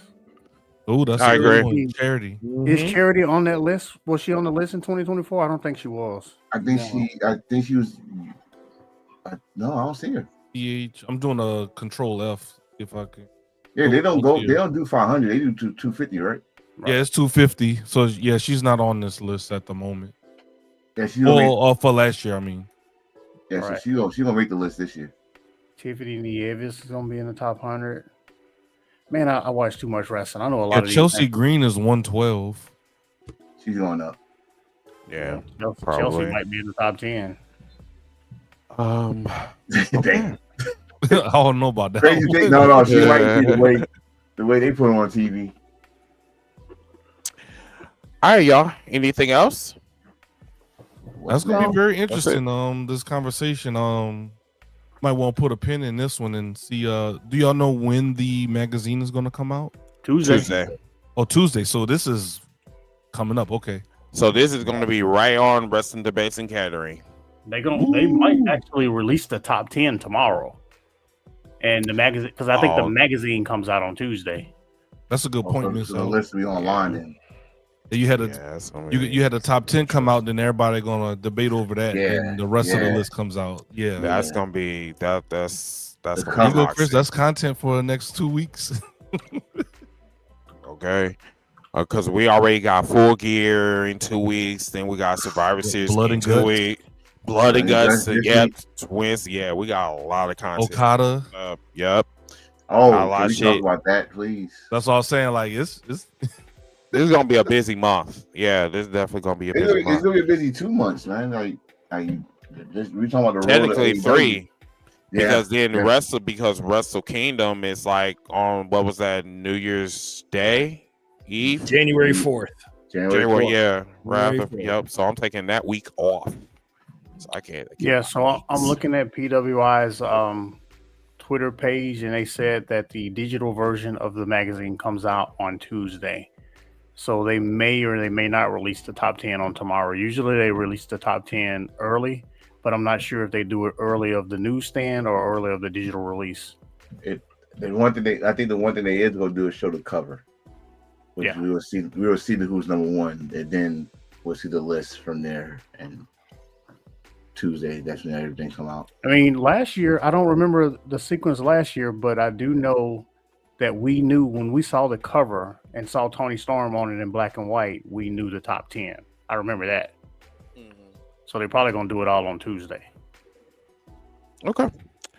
Let's go to. I'm gonna be skipping over some topics because we can also talk about it in the cookout. Yeah, tomorrow. we got 30 minutes left on the show. Yeah. Yeah, that's what I said. It's going fast. So let's talk about the AEW National Title. For some of y'all, it was confusing, just like the rest of us. Because I was sitting up here, I'm like, okay, so there's a title that was on TBS, but then there's a same title that's in NWA. And from my understanding, there are 2 different titles. The controversy is simply this: AEW and NWA have been, I guess, going back and forth with some other legal shit, I believe. But this one is, AEW got some backlash because they think that AEW is copying off of NWA. So what's going to happen is someone is going to be crowned the new national champion at Full Gear in about 2 weeks or so. And this one cat that went by the name of Mikey that worked for WWE, what's his name? Mike what? Mike Mondo.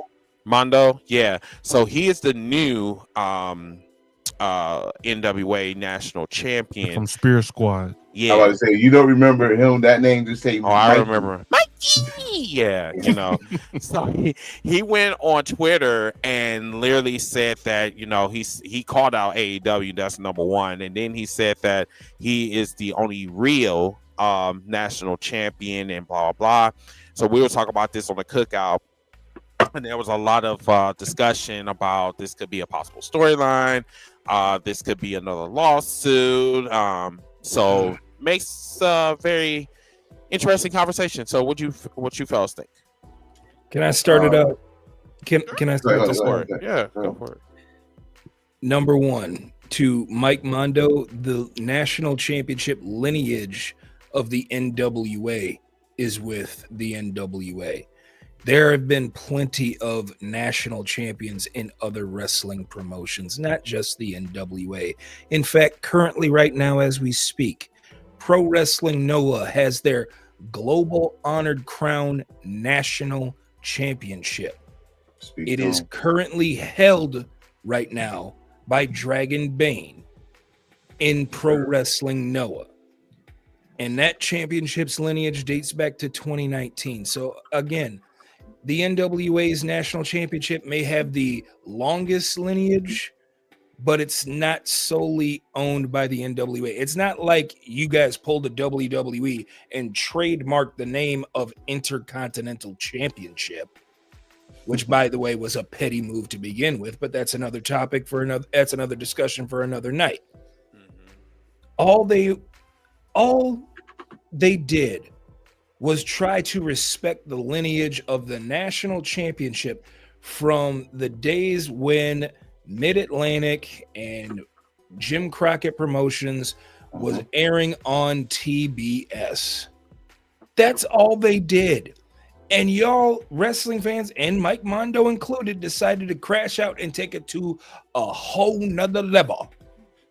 The HNL, to steal a phrase from Keegan-Michael Key.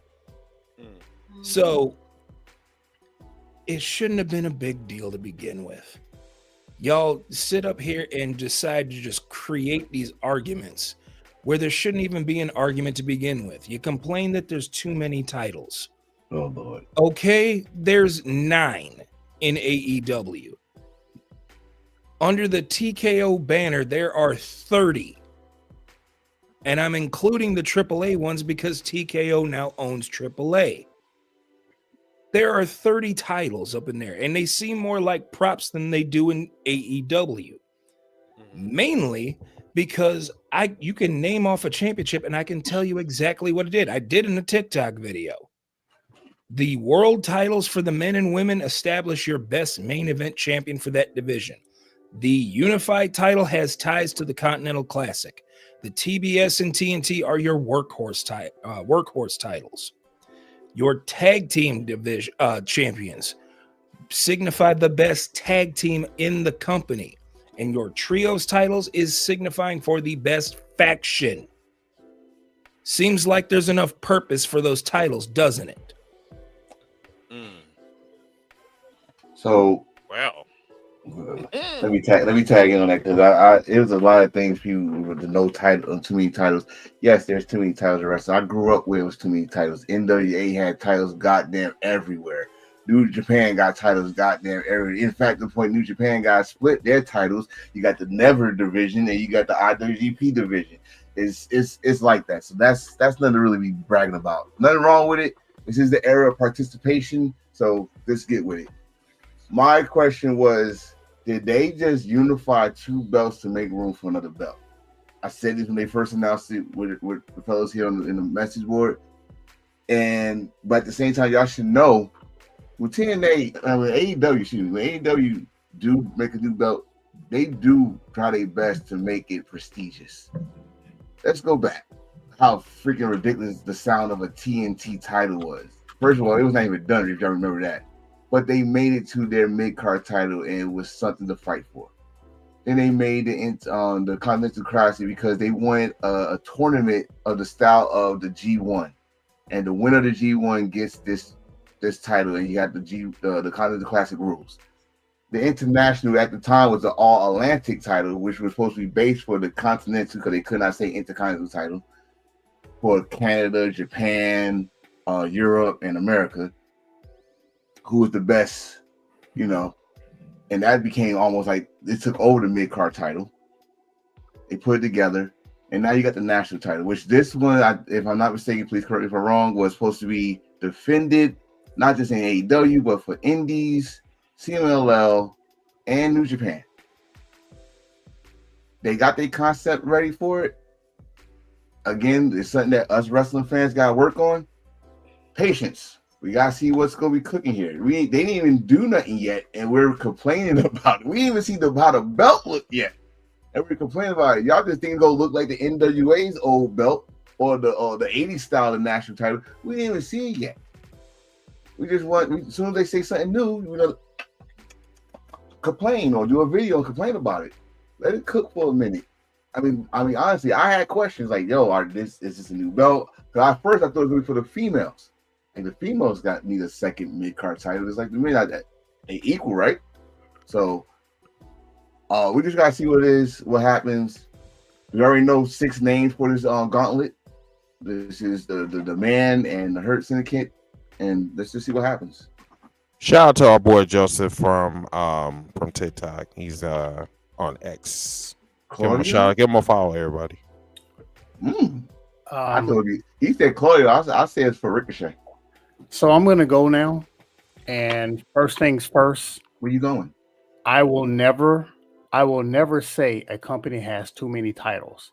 And the reason why I will never say that is kind of what Enforcer said. What's your power level? We grew up watching companies with a lot of titles. I'm gonna read you off. The first thing that came to mind when this topic came up was WCCW. I'm gonna read to you the WCCW titles that I grew up watching. So I saw all of these titles defended. World Heavyweight title, TV title, Tag Team title, 6-man title, Light Heavyweight title, Mid-Eastern Championship title, Asia Tag Team title. That's the only one I didn't actually see. The Texas Heavyweight title. So they had a heavyweight title and they had a Texas Heavyweight title. I saw that one defended multiple times. I love that belt. Texas Tag Team titles. And then they actually had the NWA Tag Team titles defended on programming, amongst other titles. So, and this was back in the 80s. So, like Enforcer said, I grew up with companies having a lot of titles. Again, the main reason why I don't mind there being a lot of titles is because it makes matches mean more, because there's something up for grabs, there's stakes tied to it. So as long as they figure out a way to, spread the wealth when it comes to these titles, not having them all defended the same show, not having them all defended the same week or whatever. I don't have to see the world title defended on. Truth be told, the world title shouldn't even be defended on every pay-per-view, if you ask me. Not every title has to be defended on every pay-per-view. As long as you don't go over a year defending a title, like I believe the IC title wasn't defended for like over a year, or the US title, one of them titles over there on that other channel. As long as you don't do something like that, I think you're good on the titles. Okay. Anybody else? Guys, we have a poll up right now on YouTube. Should AEW keep the national title or rename it? So far, everyone's saying they should just keep the name, 67%. So go ahead and vote along with Willis and Cam Lewis and everyone else in the chat. Can I Cool. Personally, just to answer that question, I don't think they should have named it a national title anyway. Be creative, come up with something new. I'm fine with it being that, but if it was me, I would have named it something different. I would have thought of something new that's never been used before, like they did with the TBS title, the TNT title. Okay. All right. So Was that it? Anybody else had any comments about the AEW National Title Championship? No. No? Okay. All right. Let's go to this this one topic. WWE new landscape looks familiar. I believe this was one of your topics, Antonio. Can you give us a little bit more clarity on what you were talking about? So, the beloved Triple H, Paul Levesque, went on social media, said that WWE is about to start, about to look different, about to have a new landscape starting Monday. Everybody got so excited. If you watch WWE long enough, don't get excited until you watch it. So, came on. Had the new world champion CM Punk come out, say what he had to say, and the new landscape came out. It was Logan Paul. Logan Paul comes out. It looks familiar. Then I guess they teased the landscape of him turning face because he got tsunami once. And okay, cool, whatever. The main event, I'm not talking about the whole show because I'm not doing that. But the main event, everybody thought the new landscape was going to happen again because he came out and helped. Thank you. He came out and helped CM Punk, or so they thought. And he knocked CM Punk with some brass knuckles. And he gave Paul Heyman the brass knuckles. Either they're setting up for the War Games or he's the new member of Visions. Who knows? Who cares? The landscape looks the same, people. It's the same freaking paint on the wall. It's the same freaking damn door that you walk through every damn day. Nothing changed on Raw except for it's not Seth no more. It's the damn YouTuber. Oh, shit. Here we go again. Exactly. It's SOS. I ain't talking about Kofi Kingston. It's same old shit. To be perfectly honest, this is why I went up on the cookout and said that this era has a new name. It is called the Ruthless Depression era, because that is exactly how I feel. I feel depressed every single time that somebody mentions something about WWE. Or something has changed, and they went right back into old habits. Oh God, that is hilarious, dude. You gotta make sure. So y'all heard that here first, because I know it's gonna pop up somewhere else. What? Hey, that was a bar. Ruthless Depression era. Oh my God! Please write that down. That is funny as fuck. I'm sorry. Let him cook. Exactly. You know, do you feel any sort of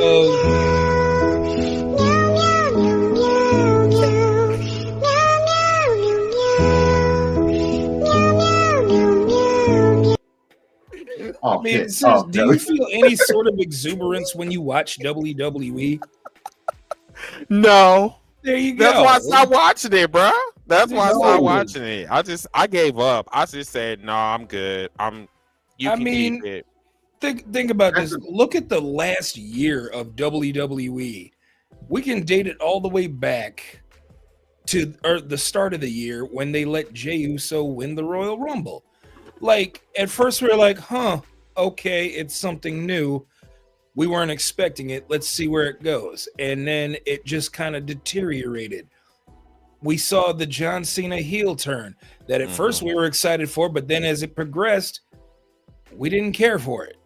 All right. You know, they announced that they were going to do WrestleMania next year in New Orleans. The new landscape, kicking black people. I mean, yeah. I mean, it's true. Exactly what I'm just saying. They said that they were going to do word. WrestleMania in New Orleans. They decided against it. They said, "No, we're going to go back to Vegas." Yeah, we decided to kick the black people out. Exactly. And then they announced the Royal Rumble was going to be in Saudi Arabia next year. Yep. As controversial as that is, but then they said, "Hold my beer, watch this: WrestleMania 2027, Riyadh, Saudi Arabia." Not to mention the treatment of certain wrestlers that they've had, from Carmelo Hayes to Andrade to people who have these, non-compete clauses in their contract, just popping up out of nowhere.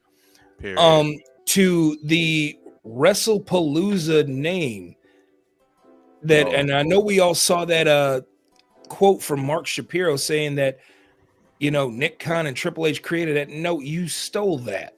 Just like everything else WWE has done. You stole it. All right? I don't care what anybody says. You stole it. Mm-hmm. And then you brung back a guy who has been name dropped 44 times in a SA trafficking lawsuit. Let him cook. Only to have him squash the guy who's having a retirement tour. Fuck them kids. Yeah. Exactly. Not to mention the horrible PR stuff from WrestleMania all the way up to now. Like, this hasn't been a good year for WWE. The hell is even that? I don't know what's the worst year for WWE before this. I think probably was 94. The steroids and Vince going to court with a neck brace and all that shit. But this is not. I don't want to hear nobody. Well, the money is their profits is going up. No, the profits not going. The damn ticket price is going up. Now, what fucking idiot will say some shit like that, right? Like, who would say and make this once again? They trying to make this like a flex. Like this is actually good for wrestling fans. Like, did anybody see the recent sales for the next SmackDown? You said what? Did anybody see the tickets that were being distributed for the next Friday night SmackDown for next week? Nope. I do know they're starting to go to smaller venues all of a sudden. I wonder where in the fuck they got that shit from. I'm just saying. Ain't funny when the rabbits got the gun. Right, just saying. Y'all used to go. Is that right, Miss South? Not just saying, y'all used to go to 20,000 seats. Now you're trying to go to. It's just, bro. This deliberate copycatting. It's just it's getting on my fucking nerves. Like, you can't be the number one company and yet you're copying off your competition. Like, y'all need to really make up your minds. Are you the number one fraud? Because you ain't the number one company in the world right now. I'm sorry. You're just not. Please put that comment up, please. Put that comment up, Joseph's last comment, please. That is diabolical. Jinder Mahal having better TV ratings than Cody. Joseph, I will whoop your ass for that shit, bro. It's fact. That is not a fact. That is a lie. That is a fucking lie. That is a fucking lie. That last SmackDown.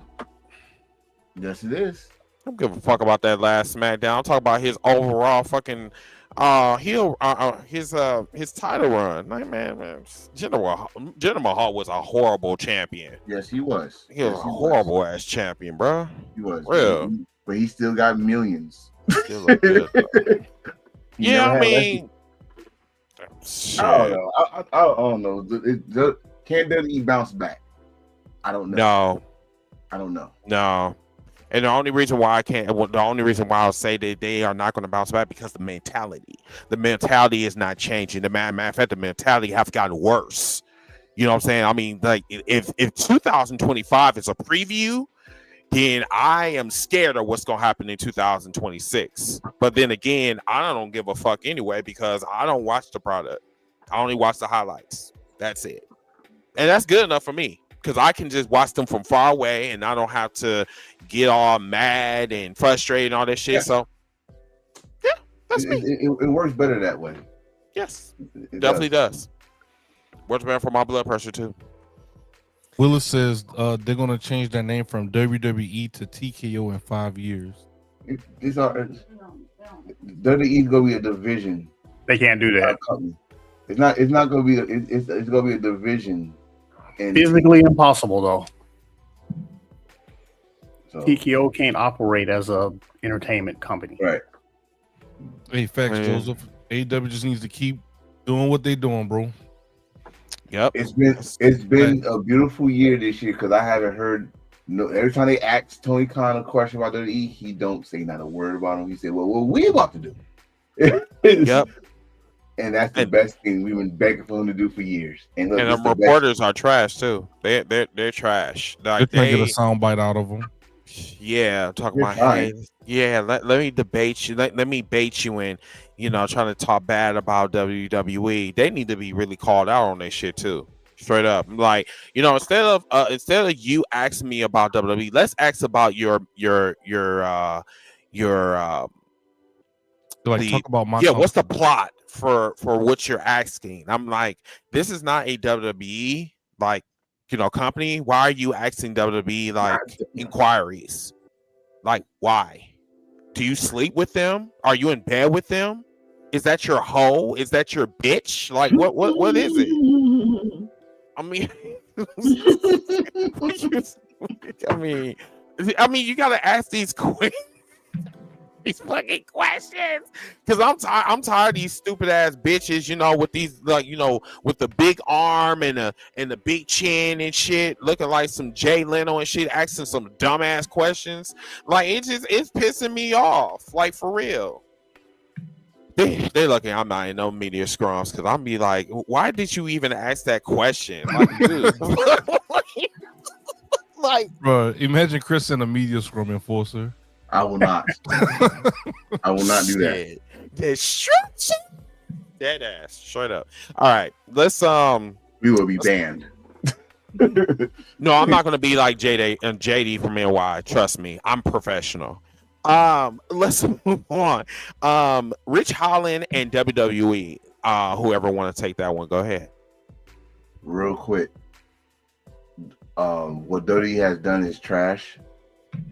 But also, Rich, I saw your medical. You got neck fuse, and I'm always gonna say this: it's karma. Okay. See, I knew somebody was gonna say that shit, but somebody told me I was trash for saying that shit. No, it's karma. Okay. It's trash what WWE has done to you, but this is one thing I love that when AEW came around and said, "Hey, our wrestlers need to get health insurance." Motherfuckers open their eyes and it's like, "Yeah, we do deserve health insurance." Blah blah blah. Now you see why.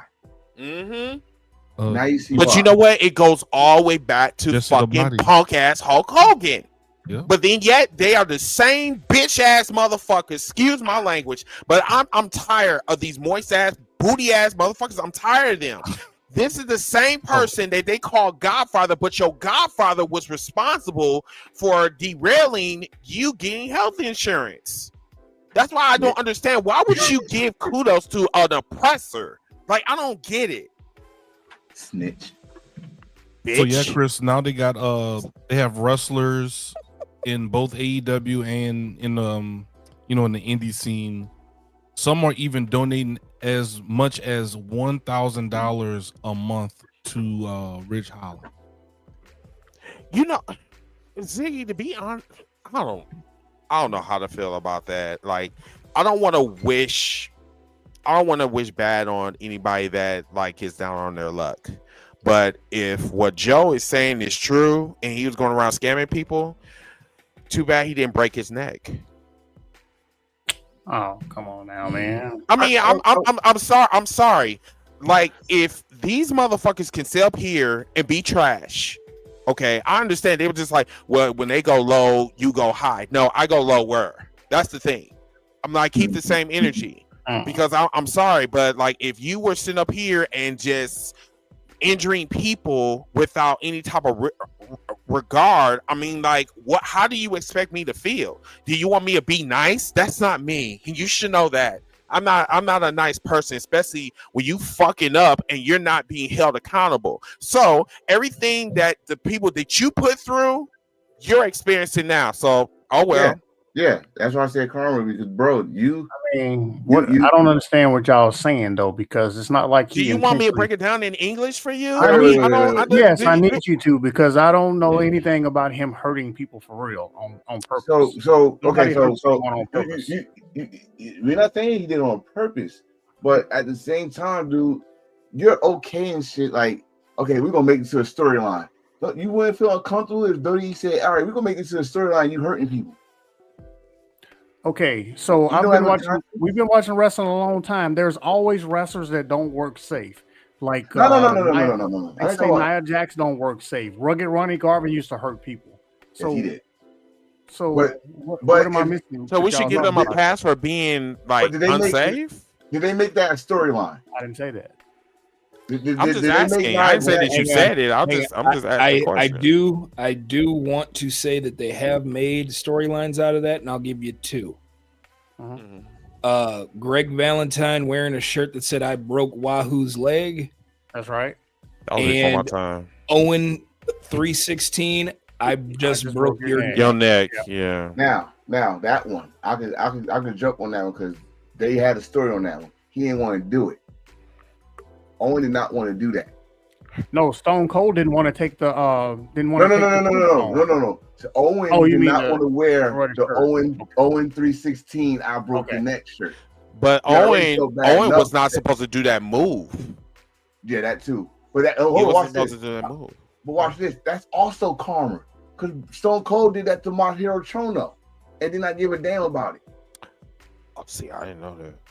See, it's in wrestling. For some reason, if it don't happen in the ring, it's gonna happen some different way. Yeah, and it's gonna probably happen worse right now. Yeah, it's gonna happen worse. I do want to say there's nothing I ever saw that said Owen wasn't supposed to do that move. Stone Cold just didn't want to take that move, but he decided. But Stone Cold confronted him and he told him he was like, I just don't feel. Yeah, he didn't want to do it. Yeah, right. He did. Right. Yeah. Anyway. Yeah. But he did it anyway. Why though? He had the feeling. Yeah, it's just like that red alert in the back of your neck, and it's like, I don't know if I really want to do this. So but yeah, I mean, like I said, I am going to agree that WWE did the most trashiest shit by letting you go and terminate your contract. But at the same time, you did kind of tweet it out, but they still, I don't know how to. It was just trash. But Karma's a bitch. Yeah. Big E should be wrestling right now. Lysky, did you have anything? I mean, we pretty much touched on it right there. It was a trash thing for WWE to do. But again, eventually karma does come back to you. I will agree on that. Now, does Ridge Holland deserve what happened to him? Absolutely not. I even said it before when we were talking about the history of WWE, the way that they have been treating wrestlers from Andrade to Samantha Irvin to even, Ridge Holland. You have to incorporate him in this as well. Like, I understand that there were people who put out feelers that he did not go to the hospital after Big E was hurt. But at the end of the day, it was still trash for WWE to do what they did to him. I wouldn't have went to the hospital either. Shit. Hey, so wow. So in the comments, we have a poll going on right now. How do you all feel about the Ridge Holland situation over in the chat? We have 4 answers. Ridge deserves what happened to him. No, we wish him well. I'm indifferent. Or WWE is trash for how they handled the situation. So far, 67% of you all are indifferent on the situation. Okay, cool. All right, thanks, Ziggy. Let's go to the next item. Let me get my and thanks for everybody for participating in our live polls that we're doing throughout the show. Something that we're trying new to stay engaged with you all throughout the show. So definitely appreciate everyone that's been participating. And we have 19 likes so far on the YouTube channel, but we have 100 people watching us live across all platforms. If we can at least get 25 to 30 likes over on YouTube, we have 100 people watching us live. If y'all don't mind going over to YouTube and helping us get into the algorithm, we would appreciate it. Thank y'all. Thank you so much. What's going on, Al? How you doing? Thank you so much for the love. Let's go to Okada returns to Japan to be Tanahashi's final opponent. What you guys think about that? Makes sense. It makes sense. It started in Wrestle Kingdom. It's out in the Wrestle Kingdom. Okada came back from excursion as the Rainmaker, and after the main event, he came in the ring, got in to Tanahashi's face after he defended the world title the 11th time, and said, "All right, your time is over. It's my time." And started a rivalry ever since. Full circle now. He's about to retire. Okada comes back with the same black shirt he had on when he first started, with the same manager right behind him with his Gato, and said, "Hey, I hope you're not tired because we got one more match and it's set." So long-term storytelling, perfect guy to have his last match, perfect circle. I'm happy for it. I'm not gonna say it's gonna be a classic, but knowing Japan, you never know. You never know. Tanahashi. I'm sorry. Go ahead. Tanahashi definitely doesn't have the same movement as he did when these guys first started their rivalry, but I guarantee you we're still going to get something out of Tanahashi and Okada for this final match. Yes, it does make sense. This was the rivalry that saved New Japan. Tanahashi was the man who helped breathe new life into New Japan. He was dubbed the Ace for a reason. But the ace always needs to have a better half or somebody that can push him into becoming the legend that he will forever be remembered for. And that adversary is the Rainmaker Kazuchika Okada. These guys have more memorable matches within their history than anybody else you can think of. Forget your John Cena and your Randy Orton rivalries. Forget your CM Punk John Cena rivalries. Forget your Hogan and whoever rivalries. Tanahashi versus Okada is the wrestling rivalry that you need to not only familiarize yourself with, but it is the rivalry that will have you at the edge of your seat for. Yeah. So literally put New Japan on the map. Yes. They literally did it. Yes. Before that happened, New Japan was voted the worst promotion 2 years in a row. Gave the belt to Tanahashi. He became the ace, carried that shit on his shoulders. But Nakamura could not be his only rivalry. They had to make a new star. Okada came in. Now, when I say their history in Wrestle Kingdom started there, but their matches, they had 3 straight matches at Wrestle Kingdom. And Okada finally beat him in the final one to made him the face of New Japan. The story continued. I'm totally happy with this decision. I ain't want nobody knew it was the right decision, because if you couldn't get Nakamura, you damn sure better get Okada. And they got Okada. So beautiful match that's what happened this January. Comment from Jody. He said, "What's up, guys? Keep being awesome, and the podcast is absolutely amazing. Thank you so much." Hey, I got a question. I got a question for Light Skin and Enforcer. What's up? Do you guys think Kenta leaving propelled them even further? Kenta leaving Japan? Japan, period. Comment section. I don't understand why. Am I like dead leaves or some shit? Like, was there a nuclear explosion or some type of shit? Because he didn't even ask me the question. Like, yeah, he knows that I watch New Japan wrestling, and yet just okay. Continue on. You hurt So the reason why I say that is because. So you're not gonna say you sorry? I'm sorry. I'm sorry for something. I don't know what I'm sorry for. You sorry? You a sorry motherfucker? I swear to God. Someone who is just getting into New Japan.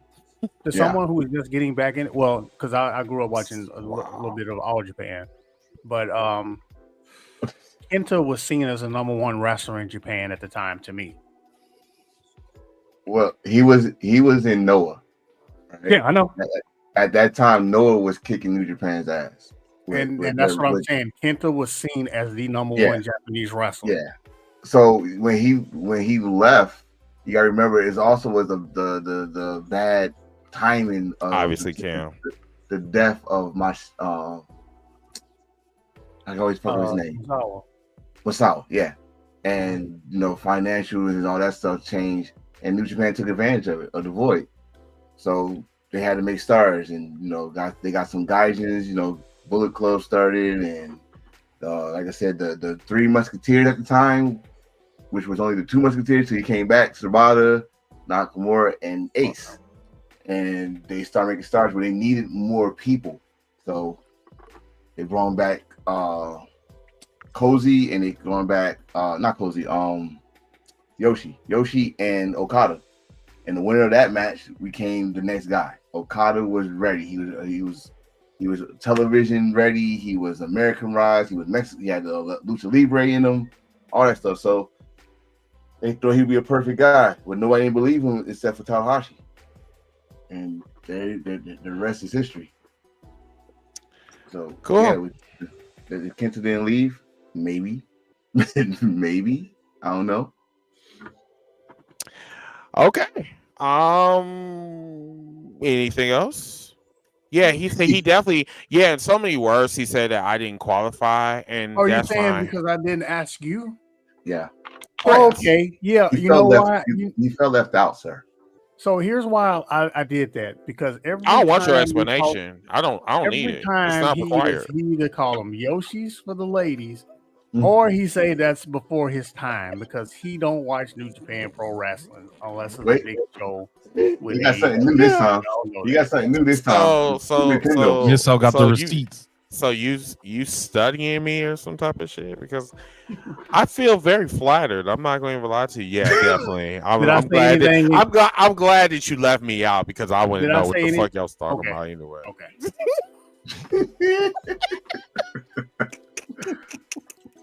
Life can't never answer. Anyway, all right. So, now comes the main event, which is the Westside Gunn situation. So, this one's a doozy. Mr. Okay, so this came out yesterday, right? And please follow along, everybody, because this is a weird one. So Westside Gunn was kicked out, was removed from WWE RAW, okay, from WWE officials or the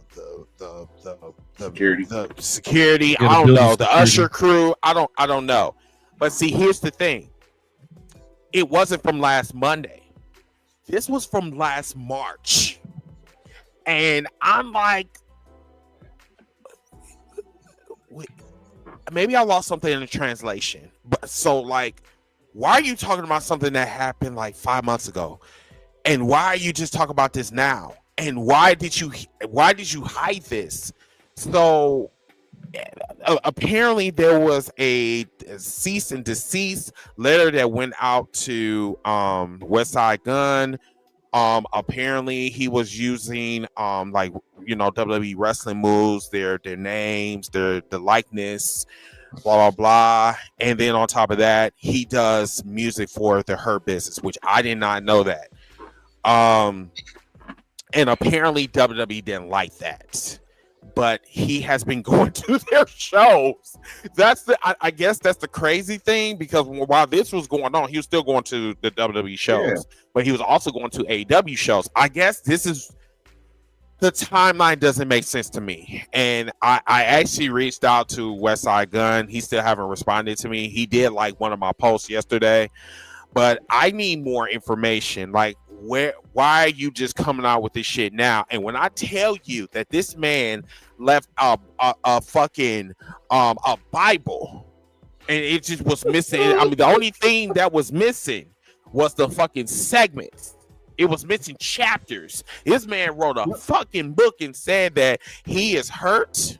The child in him that grew up with WWE, he said they hurt him, and they must have hurt him bad, because this man left a book. I mean, a fucking book. He said because they kicked his ass out of the arena. And remind you, me and Light Skin and Gouger was talking about this yesterday. These motherfuckers kicked him out at 8:03 Eastern time. As soon as Raw came on, I'm like, okay. Look how much he spent, Chris. And this man spent $5,000, including his seat and his travel. But like, how would he? Isn't this like his hometown? Doesn't he live in Buffalo? He's from Buffalo. He's from Buffalo. Oh, he's from Buffalo. Okay, got you. this is weird. I mean, what do you guys think? In comment section, we definitely want y'all comments. So X, YouTube, do what y'all do in the comment section, because after this, final thoughts, and then we're on out of here. So what y'all think? You got light skin. I mean, it's like I was talking about earlier when we were prepping for the show earlier. There has to be some sort of legality on why he wasn't talking about this back in March. It has to do with that cease and desist. It has to deal with, WWE essentially removing him 3 minutes. And that's how I know at least he was in the right frame of mind and not inebriated, because he knows the exact time he was kicked out. So it wasn't like he was causing a ruckus. It wasn't like he was causing a disruption, and there were people in the cookout who said, well, maybe he was sitting around a group of people that were chanting, the Hurt Syndicate's theme song chorus. We hurt people. Who cares? You were at a wrestling show. You paid a ticket. If I paid a ticket and I'm going to sit next to whoever, I'm going to be chanting, we hurt people along with them. So who cares? Now, it's like I said, the only reason why I think he's bringing it up now is the legality situation, because if he had brought it up sooner, WWE probably would have sued him. And nobody wants that, and that because this company is that petty. Or it had to be for other reasons. He just didn't want to talk about it. But I understand and I feel for him, because in a way, my childhood, I feel like, has been ruined ever since I stopped watching WWE. I cannot morally defend this company anymore. I can't do it. The stuff with Brock Lesnar, the stuff with the mistreatment of the past talents, this situation with Westside Gunn, the way that they have been treating wrestling fans, the hardcore wrestling fans that have put their money into this. I haven't been to a WWE show since late 2019. That's how disinterested I have been with this product. I kept watching because I thought it was going to get better. It hasn't gotten better. I'm sorry. You cannot convince me. So I've taken my attentions elsewhere and watched other things that can hold my attention. You know what this kind of reminds me of? If you're not with me, then you're my enemy. Only a Sith deals in absolutes. I will do what I must. Where are you wrong, though? No. That's crazy. I actually was watching Star Wars, and I'm just like, why this WestGunn and Westside Gunn and WWE situation? It reminds me of this scene for some reason, and there's so many unanswered questions with this shit. But the pettiness with WWE, not surprised by this company at all. And the crazy thing is that their loyal supporters are going to continue to be stupid and be and try to act like they're clueless. The thing about it is that wrestling fans are not dumb. Like, I call them dumb because they act like they're dumb, but they're not dumb. This is an elaborate plot to throw this under the rug and pretend that they don't know who Westside Gunn is, and this man is plastered all over WWE television when he is there. Cam said that Westside is a huge wrestling fan or a huge fan of wrestling. Just because he isn't loyal to just WWE. They did what they did. Plus, he is black, which makes it worse on them and proves how they feel about us. Yeah, they feel like it's more so. What is that term that they use that about being tolerated or something like that? Thanks, 13. Huh? I was saying thanks to 13 for reposting the stream. Oh, thank you, bro. It's like we're. You already said it. You said it. They tolerate us. Yeah, they just tolerate. Yeah, it's like they will tolerate us, but they won't celebrate us. That's the bars. They will tolerate us. but they will tolerate us, but they won't celebrate us. And this is what they've been doing for fucking generations. And it just, the thing is, I'm keep asking people out there that's watching us, when are we going to wake the fuck up? When are we going to actually make a stand? And honestly, y'all, people that's watching us, I don't think we are. I think people are content. Just like these wrestlers that we've been talking about for the past 2 hours. A lot of them care about they care about their money. They care about being just basic as fuck. This is the mentality in the 21st century. You know what I'm saying? It's about clicks and likes and about controversy, about how, like, who can you piss off online. This is not about your legacy. This is not about common sense. Because if it was about common sense, then WWE wouldn't even did this shit. And we're not going to talk about Travis Scott. I'm going to leave that part alone. But I land my plane. Go ahead, Mid-South. No, I was going to say that some of the other things that was reported in the story is that they done it a bunch of times with Westside Gunn. And not only that, they wanted, and this kind of what led to him, I believe, at least from when I was doing a little bit of research on it. He changed his album covers. Like, he went through and changed everything that he did on that had something WWE related on it. And that kind of led to him posting, hey, which means something had to have happened sometime in the last few days where he just went ahead and made a decision, since they kept sending him cease and desist, which he could have got another cease and desist in the mail. And he finally just said he was fed up with it. And he decided to go back and change all of his artwork, everything that had any type of WWE tie, whether it had the name WWE or not, because I even saw something about him putting up a billboard with Virgil and Ted DiBiase on it, and they got upset with that, which had nothing to do with WWE. But because he put those names on there, they sent him another cease and desist. So to me, it just seems like they sent him another string of cease and desist letters, and he finally just threw up his hands and said, all right, screw you.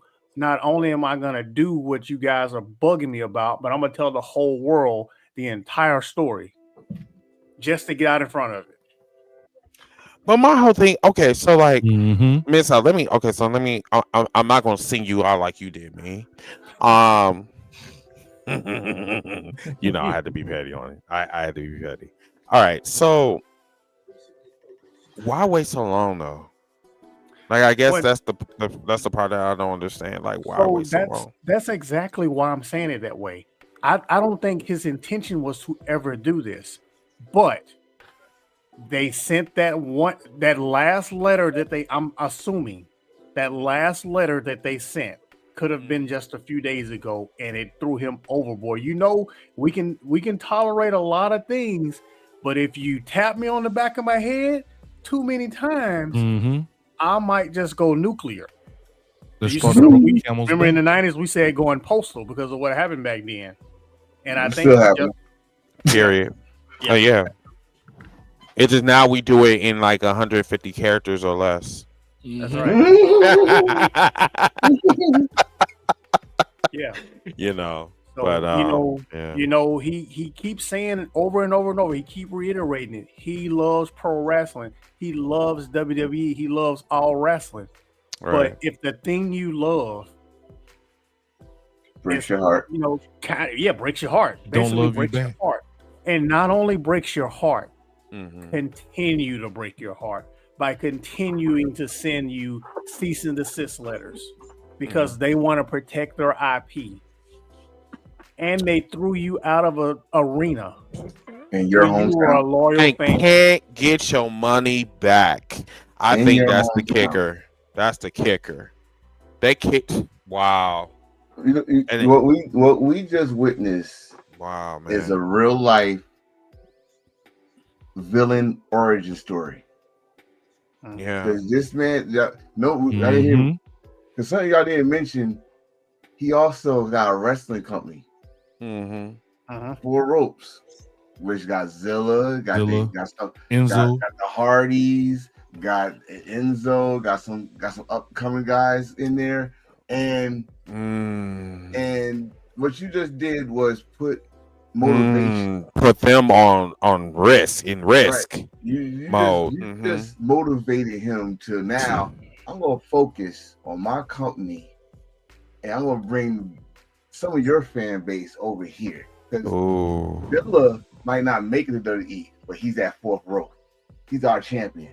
That billboard they just talked about. That if you read that novel that he wrote on Twitter, he said he showed it to Ted DiBiase himself. Ted DiBiase loved it. He was showing the culture about Ted DiBiase that back in the day, black kids wanted that money, and all that stuff. Everybody used to love that. That beat for the DiBiase theme song should have been a hip hop song, by the way. Virgil, show some love for Virgil because y'all have not shown no respect to Virgil since his passing. We're gonna show some respect to Virgil. Oh, he's still. Oh, he dead. Yeah, he passed. Yeah, and the belt that was on him was not the $1 million belt. It was that freaking belt that Enzo got. So it was a mixtape cover. I don't know if that was the problem with WWE. Oh, you use a picture that they took from in WWE or WWF at the time, and we own that. It's not a big deal. Then he was not making no money off that. It was a billboard. That's it. He paid for it. I guess that's all it is. I guess the part that I don't understand is like, why burn this bridge now?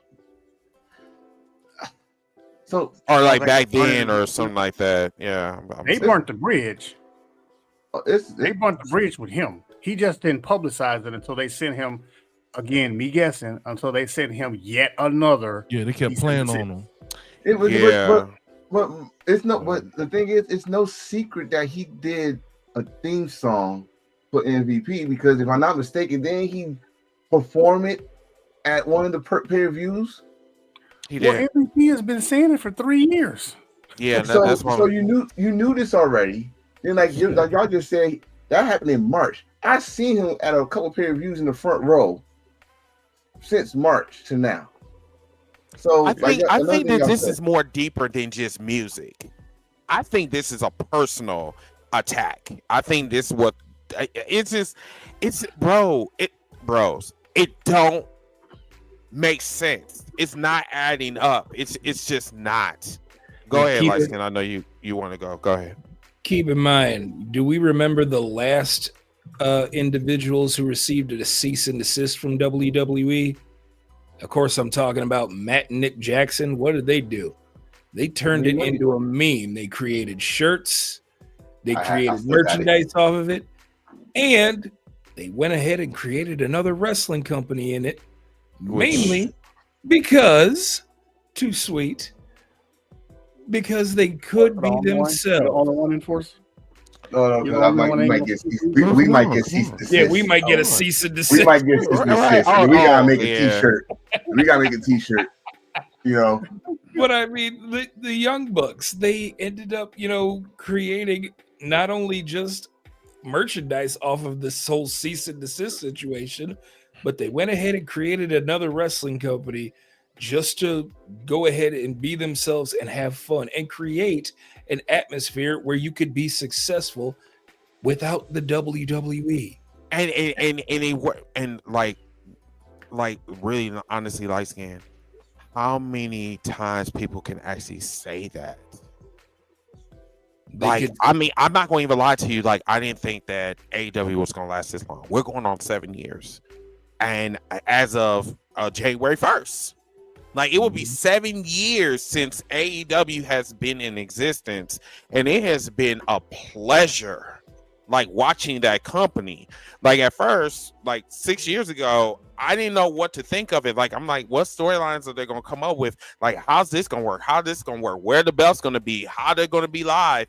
And like 6 years later, I'm so happy to be a fan. Like, I'm happy to, and Cam, when I'm happy, I'm happy. But the thing about it is that I'm not going to shy away from when people do bullshit in professional wrestling. I'm not going to shy away from that. I'd rather be Happy Chris versus Crash Out Chris. Because Crash Out Chris, like, it makes me feel like some type of way, if that makes sense. But true. I mean, when I'll tell you why I knew they was going to succeed. One, TNA told me they was going to succeed. if TNA was still here, I know AEW was gonna make it. So too, if you watch Being Elite, you know the fans was gonna embrace it just by how they used to do the Being Elite shows. All the fans is like, hey man, we love what y'all doing. We see y'all want to change the world, the wrestling, blah blah. And that's the time everybody thought they were going to go to E. Like, no, y'all opened the door. Especially Dave Meltzer opened his mouth and said they couldn't sell out a 10,000 seat arena. They proved them wrong, and the seeds start playing from there. But if you put, like you just said, side by side, he got his own wrestling company. Now you just lit a fire in his ass. He's hurt. You know what happens to someone that's hurt, that really is, that had love for this, love for y'all, and y'all decide to hurt them? Oh, they're gonna go all out. He's gonna go all out now. Fourth Rope is gonna be promoted. It's gonna be everything on your timelines or everything. You're gonna see Fourth Rope. You're gonna see him like he probably got a diss track, about to work on a diss track right now. We don't know. Right. That part. And you know what I'm saying? I'm gonna leave this for my final thought, but WWE doesn't give a fuck about black people. And that's just the bottom line. I don't give a damn about you moist ass people that's out there. And I'm gonna call out some of you content creators. Black Arrow, I'm really calling you out. Like, I'm not going to lie to you. Like, I know you friends with Jay, and y'all do y'all podcasts with NXT wrestlers, black wrestlers. I'm all about that life. But the problem is that every time I see you, like, doing these podcasts or whatever, and then like have this like amnesia or whatever, like you don't know what the fuck is going on. It blows my fucking mind that you are one of the people that got a big platform. You got a huge platform, but then yet you are supporting someone that does not give a fuck about your skin color. I guess that's wild to me, right? And then the same thing, I have to ask a question about the situation right here. How many black people are actually going to support him and his cause and support him and his company? I don't think y'all are going to do it, because I think that you guys are cowards. Not you in particular, Black Arrow, but I just really believe that you and your fan base, WWE fan base, the E-drones, y'all think y'all a bunch of cowards. I really feel that way. I'm not going to miss words with y'all, because it's getting to the point. You need to stop talking about for the culture. Stop talking about for the culture. It's cool that you enjoy WWE, but then when it comes to black issues, don't talk about it. That goes for all the content creators that's out there. That's black. Don't talk about fucking for the culture when you're fucking supporting someone that wants to just tolerate us and not celebrate us. You don't want me to talk about Black History Month this past Black History Month that just passed, right? Remember, they tolerate us, not celebrate us. There's a difference. All right. So, with that being said, I'm sorry. I'm just with that being said, once again, we have another poll that we did in the chat. 67% of you said WWE is completely wrong for how they treated Westside Gunn. At 67%, 25% of you are saying that he should take some sort of legal action against WWE, and 8% of you are saying he should automatically connect with AEW now and go all in. Pun intended. He's already there. He's already there. Mm-hmm. He's getting paid every time her sin can come out. Yep. Every time her sin come out, and every time you fans say we hurt people, he's getting paid. And knowing Tony Khan, he's good. Knowing Tony Khan, he can be even more petty. I'll pay you double. I'll make more themes for y'all. What else y'all need? Who else need a theme? I mean, right. My thing before you even go that far though on this situation, nothing surprising about WWE but pettiness. Let's go back to Mickey James in the trash bag. Let's go back to Hot and Murders, all that stuff. It's just WWE history, man.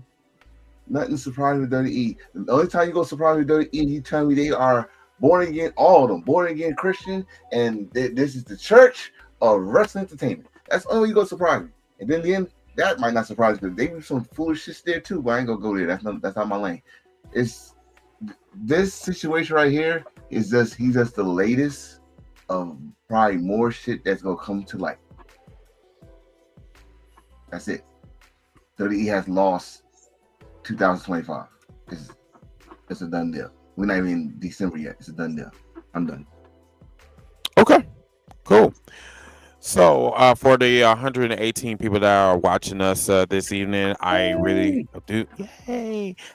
We greatly appreciate you guys for watching. You don't know how much this means to us, but what we need you to do, we need you to share and repost this on your lives. I know y'all can do it. That would definitely help us, because what we're trying to do is we're trying to make sure matter of fact, we're like the Young Bucks. We're trying to change the world in professional wrestling as far as podcasting go.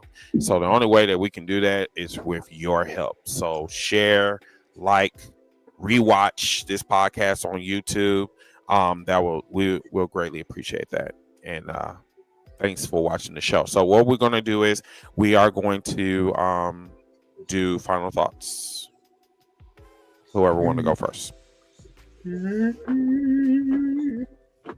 Which way are you pointing there, Enforcer? I don't even know. You see the camera. You want me to go? Okay. I'll kick it off. Number one, I agree with Chris. Paul Levesque does not care about black people. But also, I want to say thank you to those of you who have been reaching out to me over the last 40 days. What's up, man? Everything Pro Wrestling. Thank you.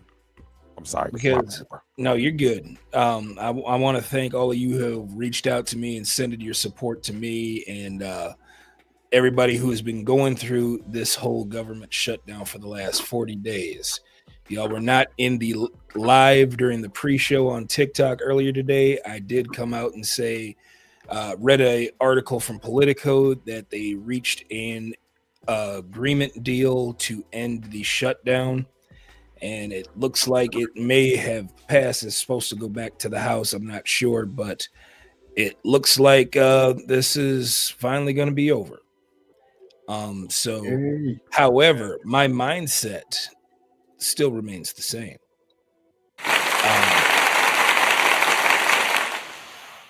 Thank you. My mindset still remains the same. This is a situation that could have been avoided. This is a situation where it shouldn't have taken this long.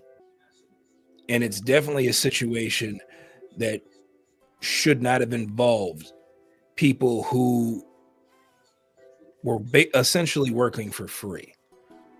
You know, there's no way in hell that anybody should be used as bargaining chips to even come up with a solution for this. The solution should be take care of your people, period. And the things that we were seeing in the last 40 days from individuals who should have been, whose main responsibility is to take care of their people, is wild work.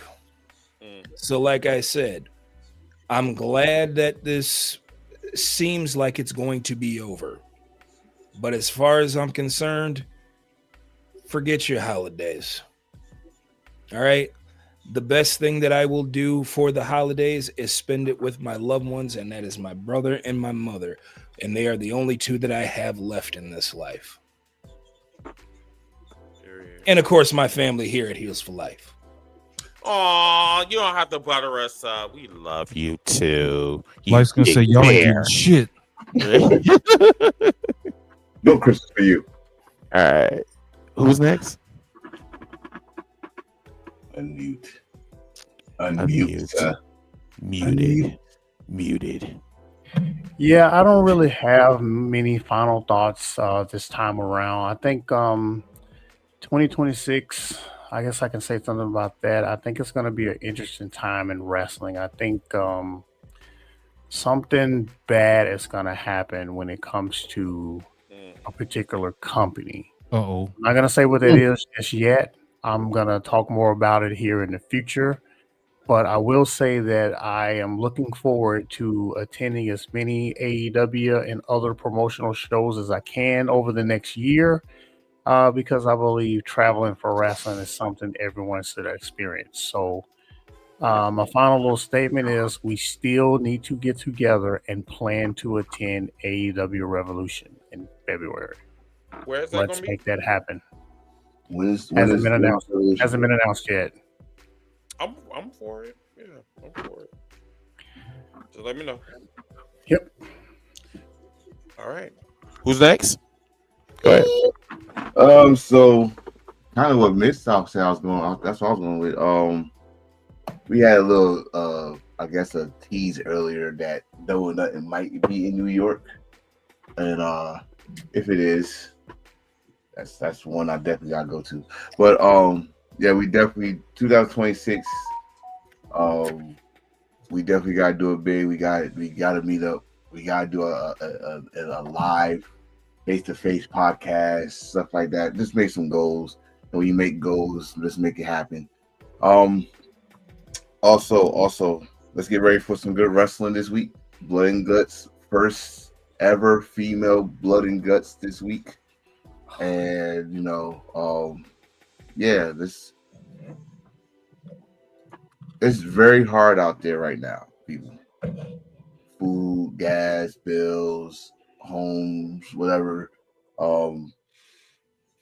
Make the right decisions. Take care of yourself. Don't try to go out and have fun, and then you come back and you try to do a GoFundMe because you can't pay your rent.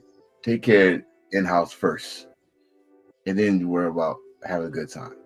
I'd rather be broke in my house and look at TV and try to have a party and then asking and begging for somebody to help me. That's a grown-ass man. That's a pride thing, but he'll be out here. Other than that, man, y'all stay blessed. I always tell my boys this, and I'm going to tell y'all this on here. Don't let no one stress you out. Don't let no one try to take your joy. Be positive. Have the Okada energy. Fuck them with a smile. And that's all I got to say. Enjoy your day. Enjoy your night. Peace.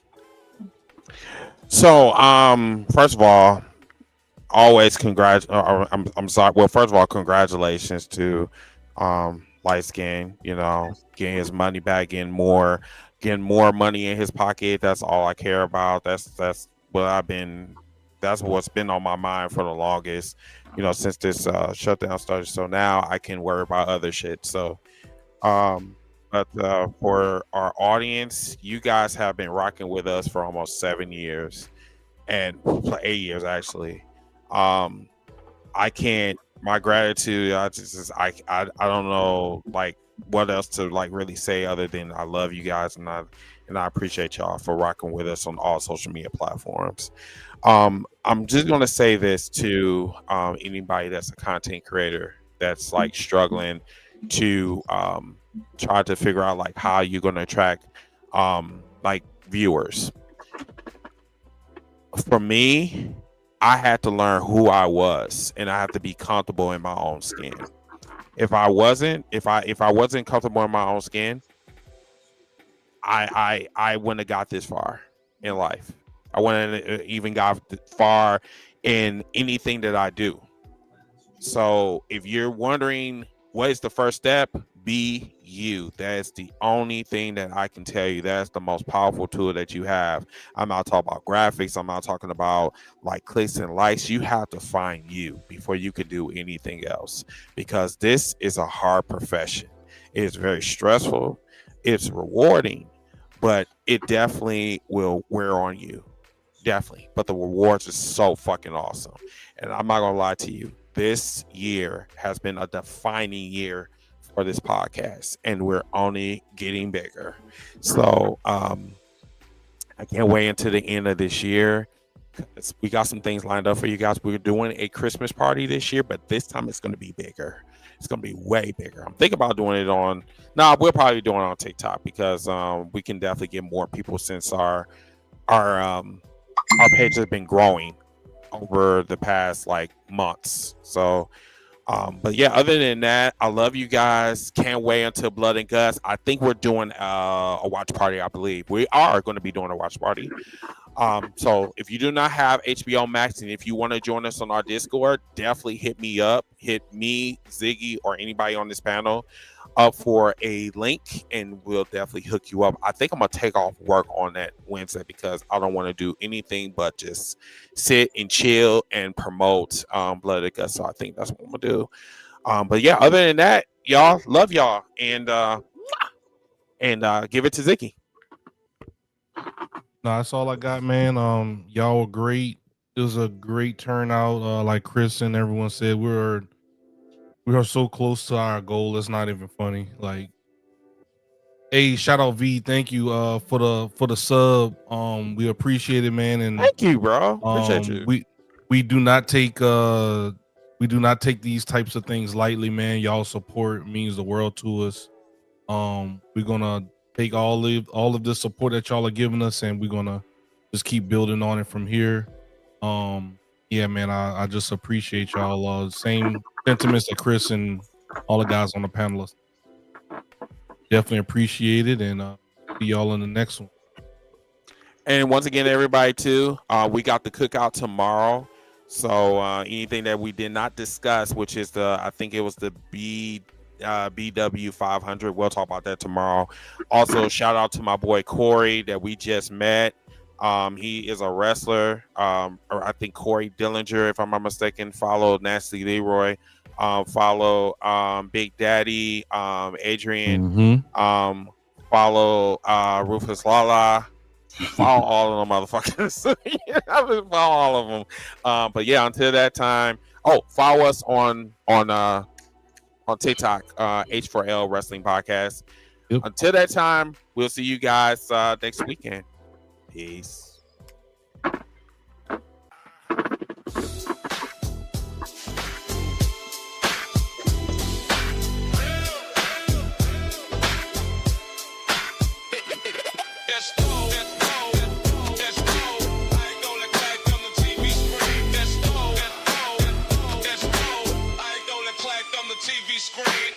Heels for life, we in the zone. Steel chairs flying, bodies hitting the dome.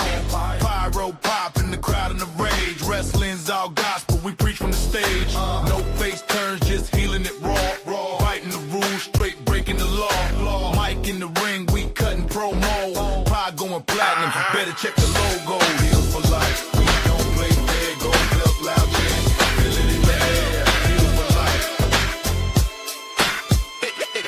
Let's go.